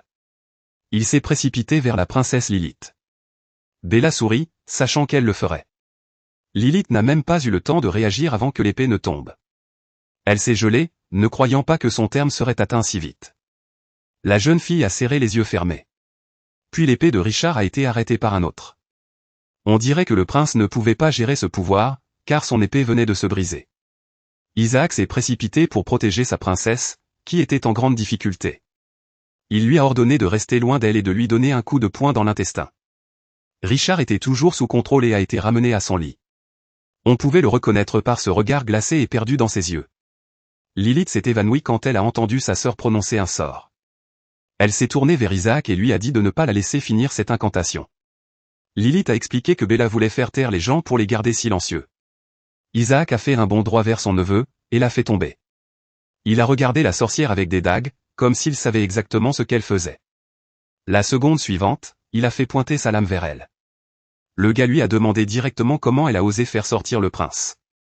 Lilith a dit que le comportement bizarre de Richard lui semblait être sous une sorte de potion de contrôle mental. Elle a suggéré de vérifier le magasin où Bella achète ses herbes et de jeter un coup d'œil à ses stocks. Lilith a souri et a dit que ce serait un moyen facile de prouver son point de vue. Bella l'a étalé avec un sourire et lui a demandé si elle était sa sœur chère. La princesse a joué la bêtise en disant qu'ils ne se sont rencontrés qu'aujourd'hui. Tout le monde était gelé quand la sorcière a disparu dans l'air. Lilith s'est regardée autour et l'a vue debout au-dessus du railing. Isaac s'est précipité pour la retirer en disant à elle de faire attention. Ils ont regardé le corps entier de Bella commencer à briller avec une lumière omniprésente. Elle les a regardés et a déclaré qu'elle ne le cachait plus. Lady Shaya s'est précipitée pour avertir la reine et se couvrir. Bella a dit qu'il était trop tard. Magie et sort étaient juste le début. Elle a regardé sa sœur et l'a appelée sa mystérieuse Lady Lilith. La fille a dit, Lilith a essayé de l'arrêter en disant que l'église fermerait les yeux aux enchantements. Pourtant, elle ne serait pas pardonnée d'avoir utilisé une magie élémentaire aussi puissante. Malgré tout ce qu'elle avait dit, Bella était déjà imparable. Elle n'avait pas peur de la peine de mort ou de toute autre punition, car elle voulait tout effacer ici. Elle a souri et a dit qu'elle était fatiguée de voir les visages bloqués des nobles. La fille a ajouté que personne ne saurait ce qui se passerait si tout le monde était là. Lilith se souvint que l'interdiction de la magie élémentaire existait, car les mortels n'ont pas le pouvoir de la déesse. Elle se rendit compte que Bella drainait progressivement la force de vie de tout le monde. Cela était nécessaire pour réaliser ce miracle élémentaire. Il semble qu'Isaac l'ait remarqué aussi et s'est précipité pour la protéger. Le vent violent lui a laissé une blessure sur le visage, sans même qu'il se rende compte. Bella lui a arraché son épée et a dit qu'il méritait une récompense spéciale. Elle a tourné l'épée autour du vent, disant que le coup de sa sœur était le prochain. Lilith s'est gelée, regardant la fureur de l'épée. Il semble qu'Isaac soit le seul à pouvoir garder son calme. Il a tiré sur ses pieds et a tendu les mains dans un geste étrange. Le gars s'est mordu le doigt et a dit qu'il devait utiliser son épée après tout. Lilith a été surprise quand il a commencé à réciter la bénédiction du paladin. Il semble que même la sorcière la plus puissante, Bella, ait été éblouie par ses compétences. Isaac a simplement souri, tout sournois, disant qu'ils avaient raison. La prochaine chose que vous savez, c'est que son corps entier est en feu de flammes vives, et il a une épée dans ses mains. Il s'est avéré qu'il était l'héritier d'un saint. Bella se souvint que les chevaliers étaient considérés comme des alliés fidèles de la déesse et des guerriers les plus forts. Isaac demanda, froid comme la glace, si elle avait peur. Bella leva les mains et dit qu'elle n'avait pas été entendue depuis la chute de Léonie. Elle le souffla avec un vent, lui disant qu'il pourrait jouer. Isaac avait juste tendu son épée, prêt à bloquer l'attaque. Un rayon lumineux d'énergie de feu commençait à s'accumuler dans son épée. Ce pouvoir s'élevait de l'épée qu'il allait utiliser pour abattre. Il a canalisé les courants de vent pour livrer son coup d'énergie. L'instant suivant, toute la zone a explosé dans une lumière aveuglante. L'énergie qui lui émanait était si intense que Lilith a presque été soufflée. Isaac a réagi instantanément, la tirant dans ses bras pour la protéger. La fille a ressenti une course d'embarras, mélangée à un étrange sentiment de confiance. Isaac a caressé ses cheveux, lui disant de ne pas s'inquiéter, que tout allait bien aller. Tout ce qu'elle pouvait faire était de lui faire confiance, en le regardant dans ses yeux caressus. Elle continuait à murmurer sur le retour du saint chevalier. Comme si elle était sous un sort, Isaac montait directement sur le railing, voulant bien regarder son adversaire. Il lui jeta un coup d'œil qui pouvait tuer et déclarait que c'était fini. Il leur ordonna de lui donner des chaînes et de l'emmener dans la prison de l'église. La reine accepta son appel et tourna ensuite son attention vers Lilith. Isaac saisit instantanément sa main et la protégea de son corps. La reine voulait savoir pourquoi l'héritière léonienne n'avait rien fait pendant que la sorcière jetait. La jeune fille avait la tête pendue et dit que c'était le temps du saint chevalier de briller. Elle le regarda et dit qu'elle avait confiance en son fiancé. Lilith regarda les nobles et fit sortir quelques rumeurs étranges qu'elle avait entendues. Ils accusaient Isaac d'avoir pratiqué les arts obscurs, disant qu'il était devenu un monstre. Elle fit un clin d'œil, tout en jouant, et dit que ces accusations étaient officiellement démenties. La reine resta silencieuse, voyant que cela avait été confirmé. La reine a cédé, réalisant que trop de gens avaient tout vu. Après un moment, la femme a dit au revoir, ordonnant à Isaac de prendre soin de sa mariée. Lilith s'est inclinée en réponse et a remercié Shaya pour son aide. La jeune fille a dit que rien ne les a exhortés à sortir de leur discours le plus tôt possible. Elle a ajouté que Isaac causait beaucoup d'anxiété à la famille Stuart. Shaya a mis un coup de pouce sur cela, il était encore plus soupçonné que ce petit faible. Isaac a caché son visage, en réalisant que leur tromperie était évidente. Lilith a vu sa confusion et a regardé l'homme. Elle s'est mise à se demander si elle avait fait quelque chose de mal. Elle se sentait comme une idiote parce qu'elle était complètement ignorante de la politique. Isaac lui a dit de ne pas s'inquiéter, disant qu'elle était juste stressée. Lilith s'est rougie et a dit qu'elle n'était pas nerveuse du tout. L'homme a simplement souri et dit qu'elle était définitivement excitée. Il a souligné qu'elle avait même utilisé son prénom pour la première fois. Après cette conversation, ils se sont précipités chez eux. Le moment était enfin venu pour Lily de revenir à son état normal. Pour une raison quelconque, un silence tendu était suspendu entre eux. Elle a vu le visage d'Isaac s'obscurcir et a demandé s'il allait bien. Le gars a immédiatement répondu qu'il venait d'être battu à partir d'aujourd'hui. Lily a mentionné qu'elle avait préparé beaucoup de potions pour lui. Le moment où elle a fait preuve de préoccupation, il lui a dit de prendre soin d'elle. Il s'est penché de près, disant que Bella pourrait encore avoir des fidèles partisans là-bas. Lily a juste dit qu'elle avait préparé une potion pour lui. Il l'a reculé et l'a regardé dans les yeux. Il lui a demandé doucement s'il voulait vraiment voir son père. Tenue par leur proximité, elle a regardé mal. Elle a dit que son père était en proie à des ennuis profonds à cause d'une malédiction de potions de marionnettes. Elle s'est soudainement noircie et a dit qu'elle ne pouvait plus attendre. Isaac a juste regardé son humeur s'élever comme si ce n'était pas grand-chose. Il a suggéré de se tenir au plan et puis ils se sont arrêtés à la propriété. La fille a décidé de reprendre tout ce qui était autrefois à elle. Elle a jeté un manteau sur ses épaules et s'est dirigée vers la propriété. Isaac est sorti du char, en la regardant avec attention, sachant que cette opération pourrait être sérieusement dangereuse pour Lily. Il a cassé ses doigts et Karen le Raven est apparu devant lui. Isaac lui a ordonné de la suivre et de la protéger quoi qu'il arrive. Raven voulait savoir s'il allait bien après avoir utilisé le pouvoir de l'épée sacrée. Karen a demandé au gars s'il avait besoin de protection. Isaac ne le reconnaissait même pas. Il s'est simplement calmement roulé sous le manche. Son visage s'est obscurci lorsqu'il a vu la marque de malédiction se propager tout droit. Pendant ce temps, Lily effrayait déjà les gardes et les domestiques du palais. Une servante tomba par terre, en tremblant, pensant voir un vrai fantôme. Tout le monde était convaincu que Lily était morte. Ils ne s'attendaient jamais à la voir debout. La jeune fille leur ordonna de s'agenouiller devant les morts qui étaient revenus de l'enfer. La servante s'effondra, disant que Lady Bella était déjà partie. Lily regarda autour d'elle avec plus de soin, comme si elle cherchait à confirmer ses paroles. Le fait que l'endroit était désert et que tous les soucis du duc étaient en train de se déchaîner. Les gardes étaient partis et avaient allumé des alarmes pour elle. Juste après cette question, la servante s'est évanouie. On dirait que son comportement étrange a rendu Lily encore plus suspecte. Elle a cassé les doigts et a été surprise que la servante soit devenue si malade juste à cause d'un simple truc d'illusion. Elle a décidé de saisir l'occasion et de se diriger vers le sous-sol. Ce serait une longue marche pour la fille, tout le chemin vers le bas de ses escaliers. Elle ne pouvait s'empêcher de se rappeler à quel point la servante était jeune la dernière fois qu'ils se sont rencontrés. Maintenant, elle semblait au moins 20 ans plus âgée. Elle ne s'attendait même pas à ce qu'il soit aussi facile d'entrer à l'intérieur. Maintenant, elle devait trouver le laboratoire clandestin de sa sœur Bella. Elle cherchait des recettes d'antidotes pour ses potions, mais tout ce qu'elle a trouvé, c'est un étranger en robe. Elle s'est cachée, pensant qu'il était l'un des vauriens de Bella. Lily n'était pas sûre de qui était ce type, mais elle ne prenait aucun risque. Dès le départ, elle s'est inquiétée de ne pas pouvoir le gérer seule. Elle allait attendre le bon moment, mais elle a accidentellement renversé une bouteille de verre. Le gars qui mélangeait la potion s'est immédiatement retourné pour voir ce que c'était le bruit. Lily voulait se boucher, mais quelque chose l'a simplement gelée. Elle ne pouvait pas croire ses yeux quand elle a vu que le gars était son. Pendant ce temps, la servante pleurait, en parlant d'une autre victime. L'homme essayait de se faire passer pour heureux et demandait si c'était vraiment sa fille. Il voulait la tirer dans ses bras, mais elle lui ouvrit la poitrine. Alors que le tissu se déchirait, elle vit une marque sombre sous le tissu. C'était une malédiction de sang. C'était le genre de sang que portaient les magiciens noirs. Elle s'est effondrée, exigeant qu'il lui dise exactement comment sa mère est morte. L'homme a simplement souri comme un fou et demandé de quoi elle parlait. Il a commencé à trembler et a dit que c'était à cause de cette sorcière, Bella Lily. Elle remarqua aussi la boisson étrangement enveloppée. La jeune fille se rendit compte avec peur que c'était une urne maudite légitime. Elle ne pouvait pas croire ses yeux quand elle vit un blond à l'intérieur. Le cœur de la jeune fille se brisa lorsqu'elle se rendit compte que c'étaient les cendres de sa mère. Toutes les preuves indiquaient qu'il n'était pas sous la potion de marionnette.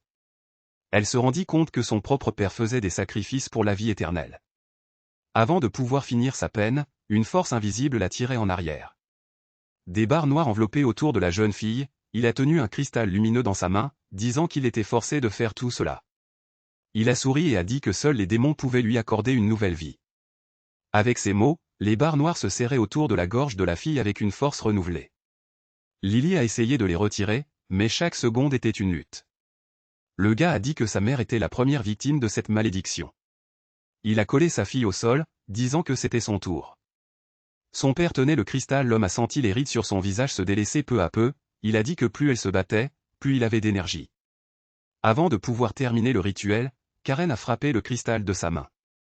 Le cristal magique violet s'est écrasé sur le sol avec un accident. L'oiseau s'est à peine débarrassé du sol avant que son corps entier ne soit enfermé. L'homme a dit, tout en vantard, que la malédiction touchait tout le monde dans ce donjon. Il a renforcé sa main sur ses victimes, nourrissant Lily de leur force vitale. Le gars est gelé, totalement choqué quand Isaac est apparu derrière lui. Il semble qu'il ait enfin laissé sortir son côté monstrueux pour jouer. Roland pensait qu'il était un monstre au début, jusqu'à ce qu'il se rende compte que c'était le prince. Il ne le savait pas à l'époque, mais son temps était déjà passé. Isaac a dit qu'au nom de la famille Stuart, il le condamnait à mort. Lily a ouvert les yeux et a ressenti une vague d'espoir quand elle a vu le gars. Elle a sauté dans un éclair et a vu un corps ensanglanté couché à proximité. On dirait qu'elle ne pouvait accepter qu'elle soit orpheline maintenant. Elle a vu ce mec couvert de sang et lui a demandé ce qu'il faisait là. Il n'était pas Isaac qu'elle connaissait auparavant. Le second il a pris Karen, il était comme s'il avait été consommé par une malédiction. Il a serré fort sur cet oiseau, se souvenant qu'il lui avait ordonné de protéger Lily à tout prix. Lily a vu où cela allait et a serré sa main, comme si elle le suppliait d'arrêter. Isaac était fou, mais son toucher s'est calmé. Elle se mit à pleurer à nouveau. Pratiquement en le suppliant de ne pas faire de mal aux pauvres. La jeune fille le saisit de la main, lui disant que ce n'était pas vraiment lui. Dès qu'elle lui demanda de ne pas faire quelque chose qui le regretterait, il s'échappa une seconde. Leurs souvenirs se sont éclipsés dans son esprit maudit. Il se souvint de vouloir voir son sourire doux et de travailler dur pour elle. Maintenant, il remarqua son beau visage déformé de tristesse. Il a calmement regardé sa femme choisie et lui a dit de ne pas pleurer. Il a doucement couru sa main à travers ses cheveux blonds et l'a tenue serrée. Isaac a respiré son odeur florale et a dit qu'il ne voulait pas la voir triste. Après tout cela, il a rêvé de souvenirs d'enfance oubliés.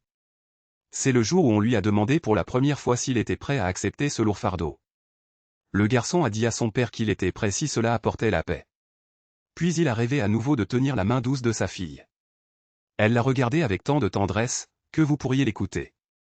Il a immédiatement vu la fille heureuse, les larmes coulant sur son visage. Le gars a regardé autour de lui, totalement confus, ne sachant même pas combien de temps il était sorti. Lily s'est rougie quand elle a vu la façon dont il a bougé sa main.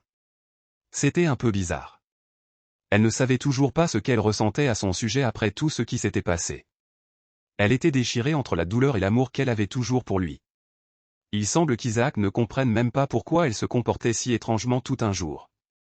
Il se frottait le front, perdu dans les pensées, essayant de rassembler tout ce qui était arrivé hier. Il s'est rendu compte qu'il avait agi tout à fait sans prétention autour de la fille dont il avait tué le père. Isaac a saisi les draps, pensant qu'il devait perdre la tête. Il a serré la tête, épuisé, et se dit que ce n'était pas une excuse. Pour la première fois, l'homme s'est demandé si son désir de se venger d'elle et d'être plus proche d'elle était la vraie raison derrière tout cela. Pourtant, il a compris qu'il n'y avait aucun moyen qu'elle lui ouvre son cœur à nouveau. La femme sourit et lui dit qu'il avait été malade pendant une semaine entière. Elle lui expliqua que sa malédiction avait explosé et épuisé beaucoup de ses forces. Elle se souvint de son sang quand Karen et Lily l'ont amené. Le gars voulait immédiatement savoir si Karen était bien. Catherine semblait surprise par son souci, mais elle dit qu'il était en sécurité et en bonne santé. Isaac ne le montra pas, mais il était honteux de sa façon d'agir hier. Il souriait, sans même s'en rendre compte, remercia Lily. Catherine fut surprise, il a mentionné que Lily organisait actuellement les funérailles de son père. Il semble que les paroles de la servante les rappelaient à la réalité. Le palais entier a appris que le duc Roland avait accompli un rituel sombre, alors toutes les accusations contre Lily ont été abandonnées. Ils ont également promis de lui restaurer bientôt son noble titre. En entendant cela, Isaac a ordonné que son costume officiel et son sceptre soient préparés. Pendant ce temps, Lily a regardé attentivement les cercueils de ses parents. Elle a senti ce vide dans son cœur, mais n'a pas pu même éclabousser une larme. Les vautours étaient déjà là. Lily les a ignorés, décidant de dire son dernier adieu à ses parents. Elle espérait que l'âme de son père serait rachetée et que sa mère reposerait en paix. Shaya a annoncé que son père ne pouvait pas être enterré dans le cimetière noble. Lily le savait, mais elle est toujours venue dire au revoir. En plus, les reines ont ordonné que les biens de la famille Roland soient gelés jusqu'à ce que Lily accepte son titre. La femme a ajouté que l'église prendra le corps du duc demain. Lily a ensuite déclaré qu'elle voulait s'effondrer. Elle a oublié ce passé déroutant. Elle s'est mordu la lèvre remplie de dégoût et a dit qu'elle rompait les liens avec sa famille. La fille savait ce qu'elle voulait, mais une voix familière lui a dit « Pas à mon poste ». Lily s'est retournée et a vu Isaac debout, tout habillé. Elle a essuyé ses larmes et s'est précipitée pour lui demander comment il est arrivé ici. Elle ne pouvait pas croire qu'il ait décidé de venir aussi ici. Son toucher l'a rendu mal à l'aise. Elle se repliait encore hier dans sa tête. Elle l'a regardé, choquée. Quand il l'a touché avec le sceptre, de nulle part, il s'est engagé à la faire. Lily lui a donné un tiers de ses terres de l'autre côté du fleuve. Le gars a décidé de le faire en vengeance de la mort de son père, qu'il a causé. Le chiite l'a immédiatement confronté, lui demandant s'il savait même ce qu'il disait. Lily a compris la situation et a protesté, disant que tout le monde le savait. Elle a serré son manteau et lui a dit que ce n'était pas sa faute. Elle a dû se taire quand il lui a mis un doigt sur les lèvres. Il a souri doucement, la regardant dans les yeux et lui a dit de ne pas refuser. Il n'a pas eu beaucoup de temps pour la protéger et aider à récupérer tout. Après cela, il a donné à la femme un sourire doux. Lily a essayé de rattraper le gars pour lui parler de ce qui s'était passé. Elle a honnêtement admis qu'elle se sentait vraiment gênée par ce qu'il avait dit. Elle a regardé Isaac avec attention et lui a demandé si quelque chose le dérangeait. On dirait qu'elle a réussi à frapper un accord au fond. Il s'est soudain tourné vers elle et a dit qu'elle était très perspicace. Isaac a attiré la fille à côté, la remerciant de ne pas avoir rejeté son cadeau devant tout le monde. Lily a déclaré qu'elle ne pouvait pas accepter quelque chose d'aussi précieux. Elle a commencé à ajouter qu'elle était très sensible. Isaac lui caressa le visage et dit que c'était pas fini, car elle lui appartenait toujours, il allait finir, mais une douleur horrible s'est brusquement abattue sur tout son corps, il se sentait tellement mal qu'il a même serré les dents devant la sensation. Lily a immédiatement crié, demandant que quelqu'un vienne l'aider. Elle a senti son corps se flétrir et une marque se propager sur sa peau. Elle a dit à Catherine qu'il devait être emmené dans la chambre la plus chaude. Catherine a été surprise d'apprendre qu'il avait aussi besoin d'être soigné. Les filles ont fini par dépouiller Isaac et le porter à la salle de bain. C'était la première fois que Lily voyait la malédiction progresser aussi vite. Elle avait un mauvais sentiment à ce sujet et a décidé de préparer tous les médicaments. La servante a dit qu'elle avait demandé trop et qu'il ne pouvait pas tout rassembler en une seule fois.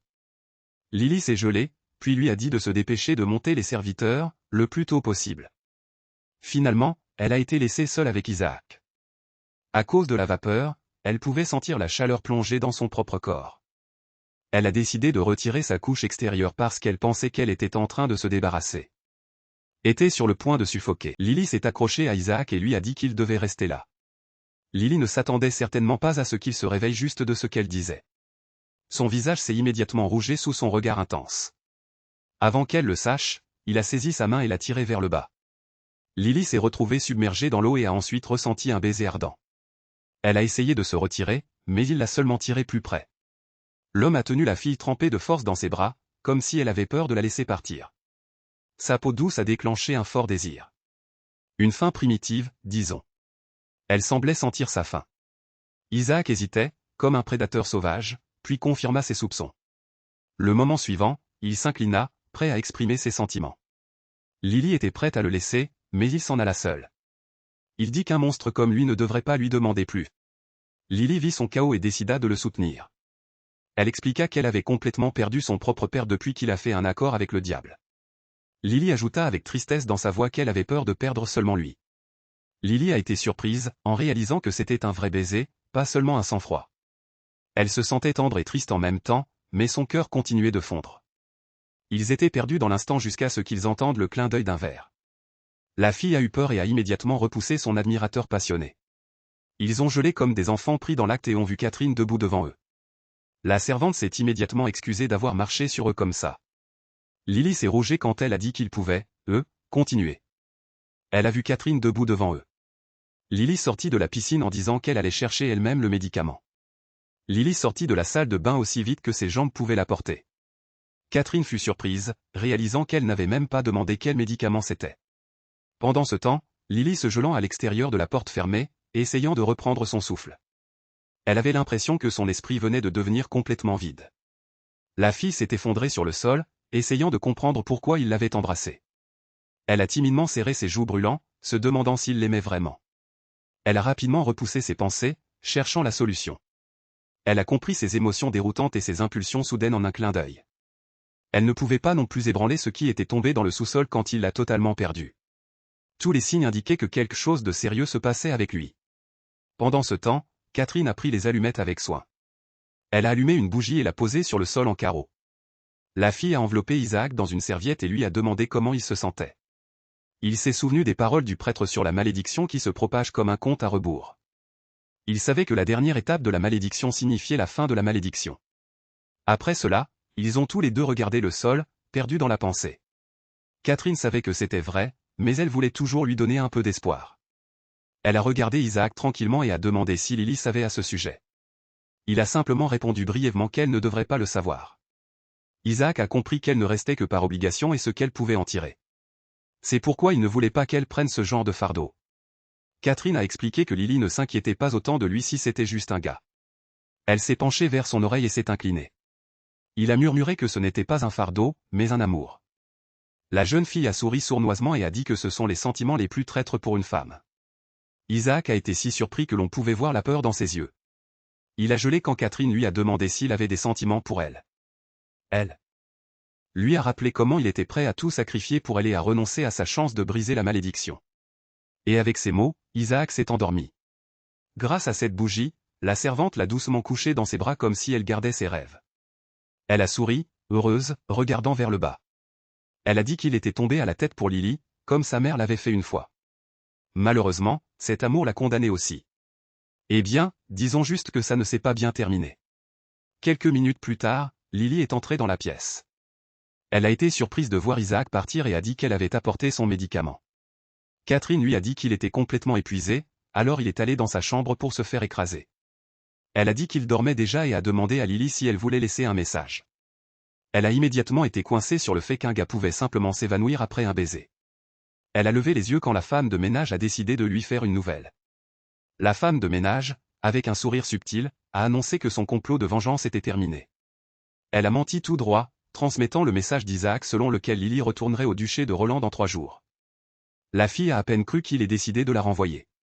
Catherine a souri et a dit que c'était juste une simple fin de leur arrangement. Elle a ajouté que cela pourrait même être bon pour elle à long terme. Elle ne pouvait pas comprendre comment être séparée de lui était censé être une bénédiction. Elle continuait à courir à travers les possibilités jusqu'à ce que la raison la frappe enfin.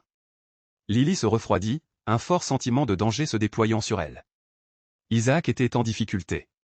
Elle frappa immédiatement à sa porte, exigeant qu'il la laisse entrer. La fille se frappa de poing jusqu'à ce qu'elle voie les signes magiques qui brillaient là-bas. On dirait que cette servante sournoise s'est assurée qu'elle ne pouvait pas passer seule. Lily regarda ses mains, un clignotement de peur dans ses yeux, et vit qu'elles étaient brûlées. Elle a déconstruit, disant qu'elle voulait simplement partager cette douleur avec Isaac. Elle ne savait pas que Catherine avait orchestré tout cela, ce qui l'avait fait penser qu'il se retirait. Lily a serré ses poings, une nouvelle résolution a durci ses traits. Elle n'a pas abandonné. Elle a imaginé son visage, réalisant avec une clarté cristalline qu'elle l'avait toujours aimé. Pendant ce temps, Isaac s'est finalement réveillé de son profond sommeil. Il a pratiquement sauté de sa peau quand il s'est vu enchaîné. Catherine lui a donné un sourire doux et lui a demandé s'il avait faim. Il lui a ordonné de le relâcher, et il a dit « Je suis là ». Mais elle lui a simplement fait une blancheur. Elle a mis un plat sur la table et a dit que c'était pour son propre bien. Elle lui a demandé s'il était si aveuglé par ses sentiments qu'il avait oublié les dangers qui se trouvaient là-bas. Catherine s'est penchée vers lui, comme une mère sévère. Elle lui a rappelé qu'il avait même utilisé le pouvoir du Saint Chevalier, ce qui n'a fait qu'accélérer la malédiction. La fille s'est moquée, ajoutant qu'il avait complètement perdu de vue ce qu'il était censé faire. Elle lui a rappelé que Lily Roland était sa dernière chance de réparer les choses. Isaac ne pouvait plus supporter et lui a dit de se taire. Catherine lui a dit que, dans le pire des cas, il devait faire un sacrifice humain. Ils savaient tous les deux que personne ne convenait mieux à la loi que Lily. Ces paroles l'ont énervé, le faisant essayer de se libérer de la cage. Catherine lui a ordonné d'abandonner, qu'il n'y avait aucun moyen de briser ses chaînes. Elle lui a également averti qu'il serait à la hauteur de son toast s'il ne jouait pas du pouvoir du Saint Chevalier. Isaac a grogné qu'il ne laisserait pas Lily se sacrifier pour lui. Il a regardé la servante dans les yeux et n'a vu que du mépris. Elle a souri et a dit à Lily qu'elle reviendrait. Catherine a ajouté avec un sourire subtil qu'il verrait bientôt à quel point elle se souciait de lui. Elle a pensé que la fille ferait n'importe quoi pour le sauver. C'est comme si elle savait que Lily se dirigerait vers l'église du royaume du croissant. La fille a rencontré un chiite pour assister à la veille. C'était le même endroit où sa sœur Bella a été brûlée en cendres. Il semble que même Lily ne se soit pas rendu compte à quel point elle était prête à aller. Elle a regardé le pilier brûlé que personne ne voulait plus utiliser. Shaya a demandé si elle était vraiment prête à accomplir le rituel pour lui. Elle a dit que l'un des esprits pourrait savoir comment briser la malédiction. Elle a averti qu'il pourrait ne pas répondre, et elle pourrait finir comme eux. Un esprit elle-même. La chiite a regardé son compagnon de voyage et n'a pas vu un moindre doute sur son visage. Elle a accepté et m'a demandé de faire le rituel pour elle. La chiite a assis la fille sur son genou et a prononcé la prière requise. Avec chaque nouveau mot, la colonne a brillé encore plus brillant avec une flamme bleue. Avant de le savoir, Lily a trouvé la flamme. Isaac dans sa forme d'enfant. C'était comme si elle regardait à distance des événements passionnants. Ce jour-là, Isaac était debout et parlait à son père, qui tenait une fille en main. Il présenta Catherine à son fils et lui dit qu'elle le servirait maintenant. Le garçon regardait avec surprise celui qui n'était encore qu'un petit garçon. Elle le regardait avec ses yeux gris clairs, comme si elle donnait une réponse. Malgré son esprit enfantin, il semblait comprendre tout, même à ce moment-là. Il laissait tomber, dit qu'il avait déjà des servantes, mais il lui expliquait que sa famille était partie. Son père lui demanda, il s'en alla en disant qu'il ne pouvait plus prendre soin d'elle avec toutes ces affaires qui se passaient. Dès lors, lui et Catherine grandirent ensemble, comme maître et serviteur. Catherine s'excusa timidement et tira sur son manche. Elle sourit et demanda si elle pouvait l'appeler Isaac. Il était tellement captivé par son sourire enfantin. Il ne pouvait pas dire non. Il n'avait même jamais imaginé qu'un jour il serait remplacé par la trahison. Il se rendit compte pour la première fois qu'elle avait joué à ses faiblesses et l'avait transformé en un nom.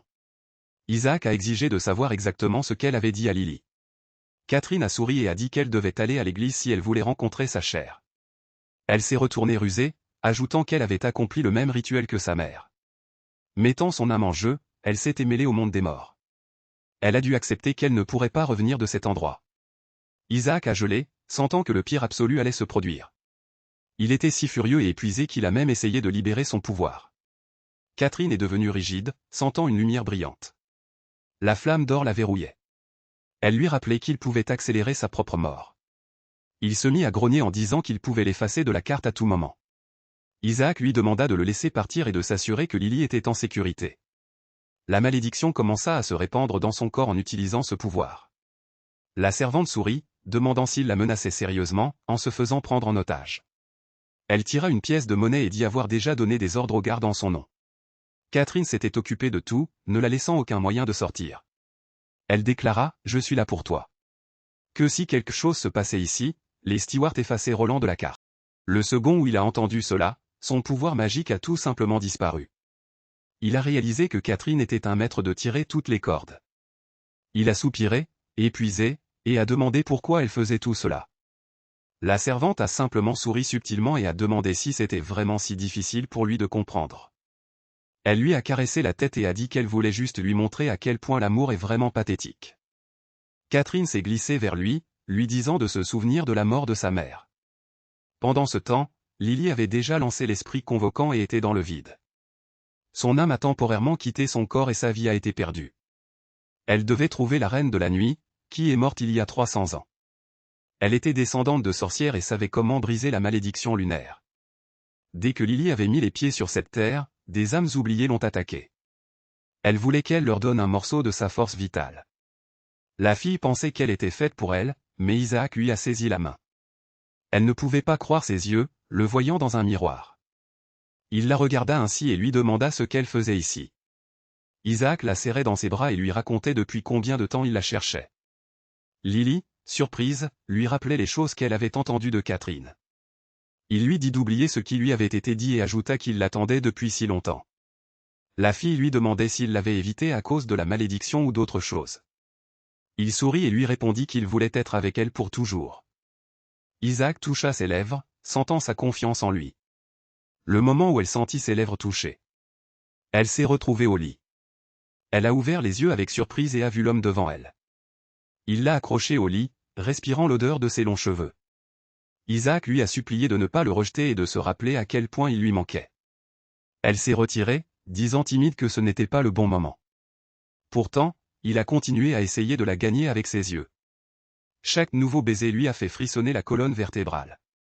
Il lui a demandé si elle accepterait d'être à lui quand le moment serait venu. Lily a répété sa question, comme si elle sentait que quelque chose n'allait pas. Isaac a donné une astuce. Il s'est évanoui, en demandant que ce soit à lui seul, d'une manière effrayante. Au début, Lily ne s'est pas rendu compte qu'elle avait été trompée et qu'elle continuait à le regarder. Elle était tellement séduite. Elle lui a presque tout promis. Il la pressait fort, en exigeant qu'elle dise quelle serait la sienne. Avant qu'elle ne puisse répondre, son image s'est effondrée à cause de la prière. Le masque est tombé et il a finalement révélé sa vraie forme à elle. La fille s'est emparée de sa poitrine en dégoût et a commandé à l'esprit mauvais de se retirer. L'esprit elle lui a dit qu'il ne devait pas prétendre être Isaac et l'a trompé. L'esprit a exprimé son regret, réalisant qu'il était à un bout de souffle de la faire ça. Il voulait prendre son âme pour qu'elle ne revienne pas au monde des vivants. L'esprit a souri et a dit qu'il prenait la forme de ses souvenirs du cœur. Elle s'est gelée, entendant que tout ce qu'elle avait vu était une projection de ses désirs les plus profonds. La fille a coupé droit à la poursuite, lui demandant qui il était vraiment. Elle allait dire Oranto, la sorcière la plus puissante des légendes. Elle a dû se battre avec la force combinée de toute l'église et du royaume de Léonie pour la faire tomber. L'esprit mauvais lui a crié pour qu'elle se perde et ne cherche pas cette femme maudite. Il a frappé Lily forte à quel point il était effrayé après avoir dit ces mots. Il a dû avoir entendu parler de la malédiction lunaire. L'esprit lui a dit d'abandonner, disant qu'elle ne pouvait rien faire sans le pouvoir sacré de Léonie. Lily a simplement souri et lui a demandé de l'aide. Il a souri, demandant ce qu'elle prévoyait de lui payer pour cela. La fille s'est mise à craindre quand il a mentionné son corps, son esprit et sa fortune. Avant qu'elle puisse réagir, une énorme cage est tombée sur elle. Elle est tombée au sol, la piétinant sans issue. L'esprit a laissé sa main sur la cage, lui disant qu'il était trop tard pour se retirer maintenant. Une vague d'énergie s'est effondrée du haut. Il a dit qu'en 1 heure, son âme et son corps seraient séparés pour toujours et deviendraient sa nourriture. Lily s'est immédiatement rendu compte qu'elle était piégée dans une cage qui mange les âmes. L'esprit a souri et a dit qu'elle était déjà sur le point de s'effondrer après le sort de l'exil. Il a ajouté qu'elle ne serait pas en mesure de voir sa vraie forme ou d'apprendre sur son passé. La fille a calmement déclaré que la réponse à cela était assez évidente. Elle a dit que son nom était le Kraken de la profondeur, frappant le taureau. L'esprit a crié dans l'agonie, ressentant le corps entier de Lily et sa cage se sont effondrés. Même le point qu'il avait essayé de lui donner s'est décomposé en rien. L'effondrement a créé une tempête de vent. Mais Lily s'est tenue debout. Elle a regardé vers l'avant et a vu la vraie forme de l'esprit, libre de l'obscurité. Devant Lily se tenait un jeune homme aux cheveux bleus et extraordinairement frappant. Lily a souri et a dit qu'un esprit malin dont le nom est connu ne pouvait causer aucun mal. Elle a également mentionné qu'il était un chevalier d'Aranto. Mais elle l'a jeté et il est mort sur le champ de bataille près de la mer Occidentale. Après cela, l'Église a brutalement tué. Le Kraken la regardait avec colère et demandait pourquoi elle lui racontait tout cela. Elle sourit et lui demandait s'il savait ce qu'elle pouvait faire de ses restes. On dirait qu'elle avait réussi à l'effrayer, car il contenait un morceau de son pouvoir. Il essayait de la dissuader, sachant qu'il serait encore plus faible sans eux. Lily sourit triomphalement et lui ordonna de l'aider avec la malédiction. Le Kraken dit que l'âme de son ancienne maîtresse dormait. Il a ajouté, il pouvait entrer dans l'océan de sa conscience et voler le grimoire de la sorcière. Le gamin a fait une sourire confiante, disant que cet endroit avait certainement ce dont elle avait besoin. Même avec la manipulation du chantage, Lily lui a vraiment remercié. Il y a quelques minutes, il essayait de lui offrir, mais elle était toujours gentille. Elle a dit que le gars qu'elle essayait de sauver était un gars sérieusement chanceux. Elle s'est rougie, disant qu'il reviendrait tout de suite, et ne la laisserait pas devenir une autre victime des stewards. Kraken a été surpris de découvrir qu'elle ne savait pas de cette histoire. Elle a été étonnée de savoir que cette histoire était inconnue. Même si elle avait déjà accompli un rituel ici avant elle. Bien qu'elle ait été abandonnée après la naissance de son fils, elle priait pour le succès de son mari. Lily n'avait aucune idée que son fils était actuellement enchaîné.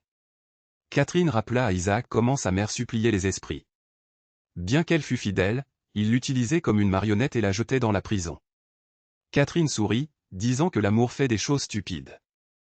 Isaac continuait à écouter ses arguments, sans dire un mot. Après une courte pause, il a révélé qu'il était un peu plus tard.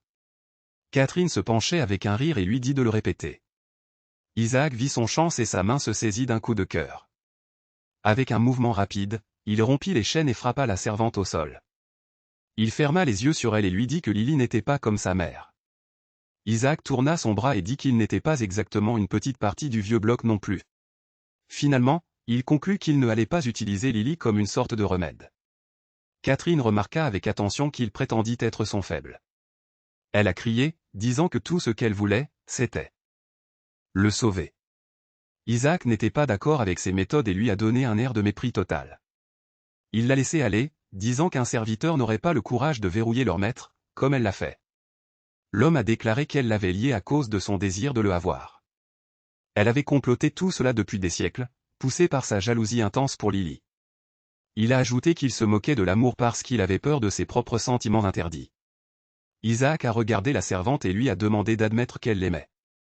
Elle s'est gelée quand il l'a rencontrée. Elle se leva et dit qu'elle s'était occupée de lui depuis qu'ils étaient enfants. Même après que la sorcière l'ait attaqué, elle s'est attachée à lui et a fait tout ce qu'elle pouvait. Elle s'est effondrée en disant qu'elle était toujours là pour lui, pas Lily. Pourtant, elle savait qu'elle ne pourrait jamais être assez bonne pour être sa femme. Elle a donné ce petit sourire amer, réalisant que c'était tout simplement impossible. Catherine s'est accrochée à lui et lui a demandé si elle était condamnée à être sa servante pour toujours. Isaac a ajouté. Il lui a effacé ses larmes et a ajouté qu'ils ne pouvaient jamais être ensemble. Il a retiré sa main et a dit qu'elle savait pourquoi. Le gars a souri avec attention et a déclaré qu'ils étaient de la famille. Catherine a tremblé, totalement paniquée quand il a appelé sa chère sœur. Elle ne pensait pas qu'il découvrirait ce secret. Elle s'est retirée de lui comme s'il était complètement fou. Elle a commencé à hurler encore plus fort, en demandant quand il avait compris. Il a simplement soupiré comme s'il était épuisé et a soufflé. Il savait depuis leur première rencontre. Catherine était tellement émue par la vérité qu'elle était complètement muette. Elle le vit se retourner pour partir et devait savoir où il allait. Isaac répondit calmement qu'il se dirigeait vers l'église, espérant que les esprits pourraient ramener Lily. Catherine lui dit immédiatement que son âme était hors de portée et qu'il ne pouvait pas prendre un tel risque. Il sourit et dit qu'il avait déjà accepté la possibilité de mourir. Il était prêt à payer n'importe quel prix pour la récupérer. Même si cela signifiait mourir, Isaac se disait un monstre, se disant qu'il était mort. Il se tourna vers Catherine et lui demanda de lui écrire un testament si elle se souciait de lui. Avant même de pouvoir finir, une fille familière entra dans la pièce. Isaac ne pouvait pas croire que tout allait si vite. Se tenant devant lui était Lily, celle pour laquelle il était prêt à donner sa vie. Son visage était plein de confiance, comme s'il avait compris quelque chose. Elle sortit tout de suite et lui demanda ce qui se passait et pourquoi il était là. Lily courut vers lui, disant qu'elle avait fouillé tout le château pour le chercher. Elle s'enfouilla aussi. Elle avait 1 million de questions de plus, mais il la coupait avec un câlin. Isaac était complètement étonné qu'elle soit vivante et debout juste devant lui. Il a immédiatement commencé à la griller, en demandant si elle avait été blessée par des esprits méchants. Le second suivant, il s'est effondré sur le sol et ses marques étranges ont commencé à se répandre sur lui. Son corps entier, même son visage, était couvert de ces symboles de mauvaise apparence. Lily s'est immédiatement précipitée à ses côtés, essayant de le réveiller. Catherine lui a ordonné de la laisser aller et de ne plus aggraver les choses. Catherine a accroché sa tête à son cou et a appelé Lily un enfant désobéissant. Elle a ajouté que son accord était terminé et qu'elle n'avait plus besoin d'être au château. La servante a dit qu'elle pensait à accomplir un rituel d'invocation d'esprit pour lui. Elle a donné à Lily un regard vraiment sale et a pensé qu'elle avait échappé à la dernière seconde. Lily s'est gelée quand elle a ajouté que c'était tout parce qu'elle était si faible. Elle est allée tout droit vers Catherine et lui a frappé, lui a donné un coup. Je suppose que la servante n'a pas pensé que la délicate Lily avait le courage de faire quelque chose comme ça. Elle a toujours accusé tout le monde quand les choses allaient mal. Elle a ajouté que à ce rythme, Isaac pourrait finir par pousser des désirs. Lily lui a ordonné d'obtenir 20 bougies, du sang d'agneau, de la poudre de perles et de l'eau salée si elle était prête. Elle lui a crié, exigeant qu'elle passe à autre chose. Une forme. Catherine a été surprise quand elle a vraiment pensé à cette liste d'ingrédients. Lily a mentionné qu'elle avait consulté les esprits et trouvé un moyen de briser la malédiction. La servante a eu un peu de honte pour toutes les conneries qu'elle avait parlé d'elle auparavant. Pendant ce temps, elle a mordu Lily son doigt et a dévoré la malédiction. Elle a commencé à dessiner un symbole avec son sang. Lentement, elle a tracé un pentagramme directement sur la patte de la bête poilue. Dès qu'elle a fini, il a commencé à se transformer petit à petit. On pouvait le voir par la fourrure, qui disparaissait peu à peu. Elle a annoncé que ce n'était que le premier pas pour lever la malédiction. Catherine a repris immédiatement. L'accusant de profaner son corps, Lily lui a demandé si elle avait quelque chose de plus sacré que toi pour briser la malédiction. Elle a pris une lame et l'a tenue à la gorge de la servante ennuyeuse. La fille a dit qu'elle pouvait la faire payer si elle avait la peine. Les choses se sont déroulées. Elle lui a ordonné de faire son devoir de femme de ménage et de l'aider. Catherine s'est mordu la lèvre, sentant la lame pressée contre son cou. Quelques minutes plus tard, elle lui a apporté tous les ingrédients dont elle avait besoin. Lily a réalisé que ces matériaux étaient loin de ce dont elle avait besoin. Elle a soupiré fatiguée, sachant qu'elle n'avait pas beaucoup de temps. Catherine l'a appelée arrogante et a promis qu'elle regretterait de faire des choses mal. Lily est restée silencieuse et a plongé son doigt dans le jus de balsam. Elle l'a lentement couru sur ses lèvres et a récité l'enchantement. La jeune fille a embrassé Isaac, veillant à ce que le jus et son sang pénètrent sur ses lèvres. Catherine a regardé tout se dégager et a ressenti une vague de jalousie. Elle a été choquée par le fait que quelqu'un d'autre, pas elle, avait été celui qui l'avait sauvée. Lily a compris que tout ce qui restait était d'attendre son réveil. Catherine a pleuré de joie, voyant que la malédiction était enfin brisée. À ce moment-là, Isaac a ouvert les yeux et a vu la jeune fille. Elle était rayonnante, si heureuse qu'il l'avait vraiment retirée. Le gars se demandait s'il était vraiment encore en vie. Il regarda en arrière et demanda qui se tenait derrière elle. Kraken sourit, reconnaissant le visage très familier.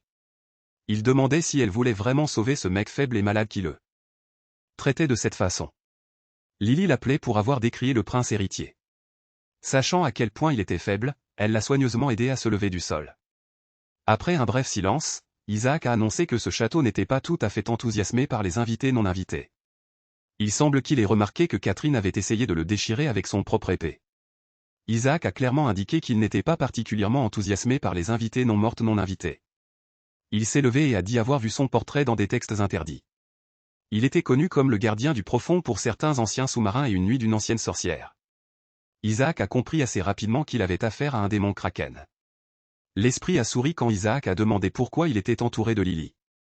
Il a appelé Isaac pour la façon dont il traitait la personne qui lui avait sauvé la vie. Lily a sauté et a dit qu'elle ne pouvait pas avoir soulevé la malédiction sans son aide.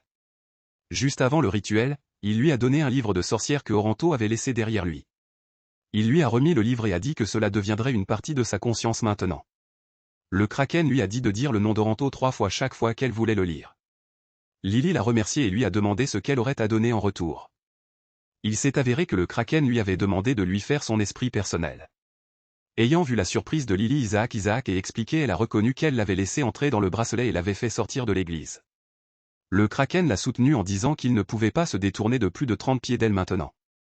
Il semblait que la frustration d'Isaac le chatouillait vraiment. Entendant tout cela, le prince héritier a frotté le pont de son nez, épuisé. Après tout cela, ils se sont écrasés, en attendant le lendemain de se dérouler. Isaac avait déjà rebondi de sa faiblesse et choisissait soigneusement son costume. Il y avait un grand événement à venir. Quelques minutes plus tard, Lily est entrée dans sa chambre, souriante. Elle s'est inclinée, heureuse qu'il soit enfin libéré de la malédiction. La fille a ajouté qu'il était à nouveau le prince héritier, un don de Dieu d'en haut. Isaac semble avoir déjà oublié à quoi ressemblent ces moments. Il a pris un souffle et a demandé si c'était vraiment ainsi qu'elle le voyait. Lily a souri et a dit qu'elle devrait probablement retourner au duché. Après tout, la succession et les serviteurs qu'elle avait laissés derrière elle attendait leur héritière et la malédiction a été levée. Après ces mots, elle se retourna et partit sans dire au revoir. Elle pensait qu'il la laisserait partir, mais Isaac la supplia de rester. Il lui attira l'attention et lui demanda si elle avait tout oublié. Il lui rappela que récemment, il avait publiquement annoncé qu'elle était sa fiancée. Lily protesta immédiatement, disant à l'aise que tout était juste un jeu. Isaac dit que c'était faux et embrassa doucement sa main. Il la supplia sincèrement, une fille si spéciale, de rester avec lui. L'homme tourna son regard vers elle, comme s'il portait enfin son âme. Lily fut stupéfaite par son étonnement. Elle se jeta dans ses bras, un geste plus fort que 1000 mots. Isaac se rendit compte que ce n'était pas elle qui devait quitter ce château. Tout d'abord et avant tout, il y avait quelqu'un d'autre dont il avait besoin pour se débarrasser. Quelque temps plus tard, il fit une visite dans la chambre de sa sœur. Il la rendit mal à l'aise, la saluant avec un silence complet. Catherine vit l'humeur dans laquelle il était et sentait que la fin était proche. Ses yeux disaient tout, remplis de mépris.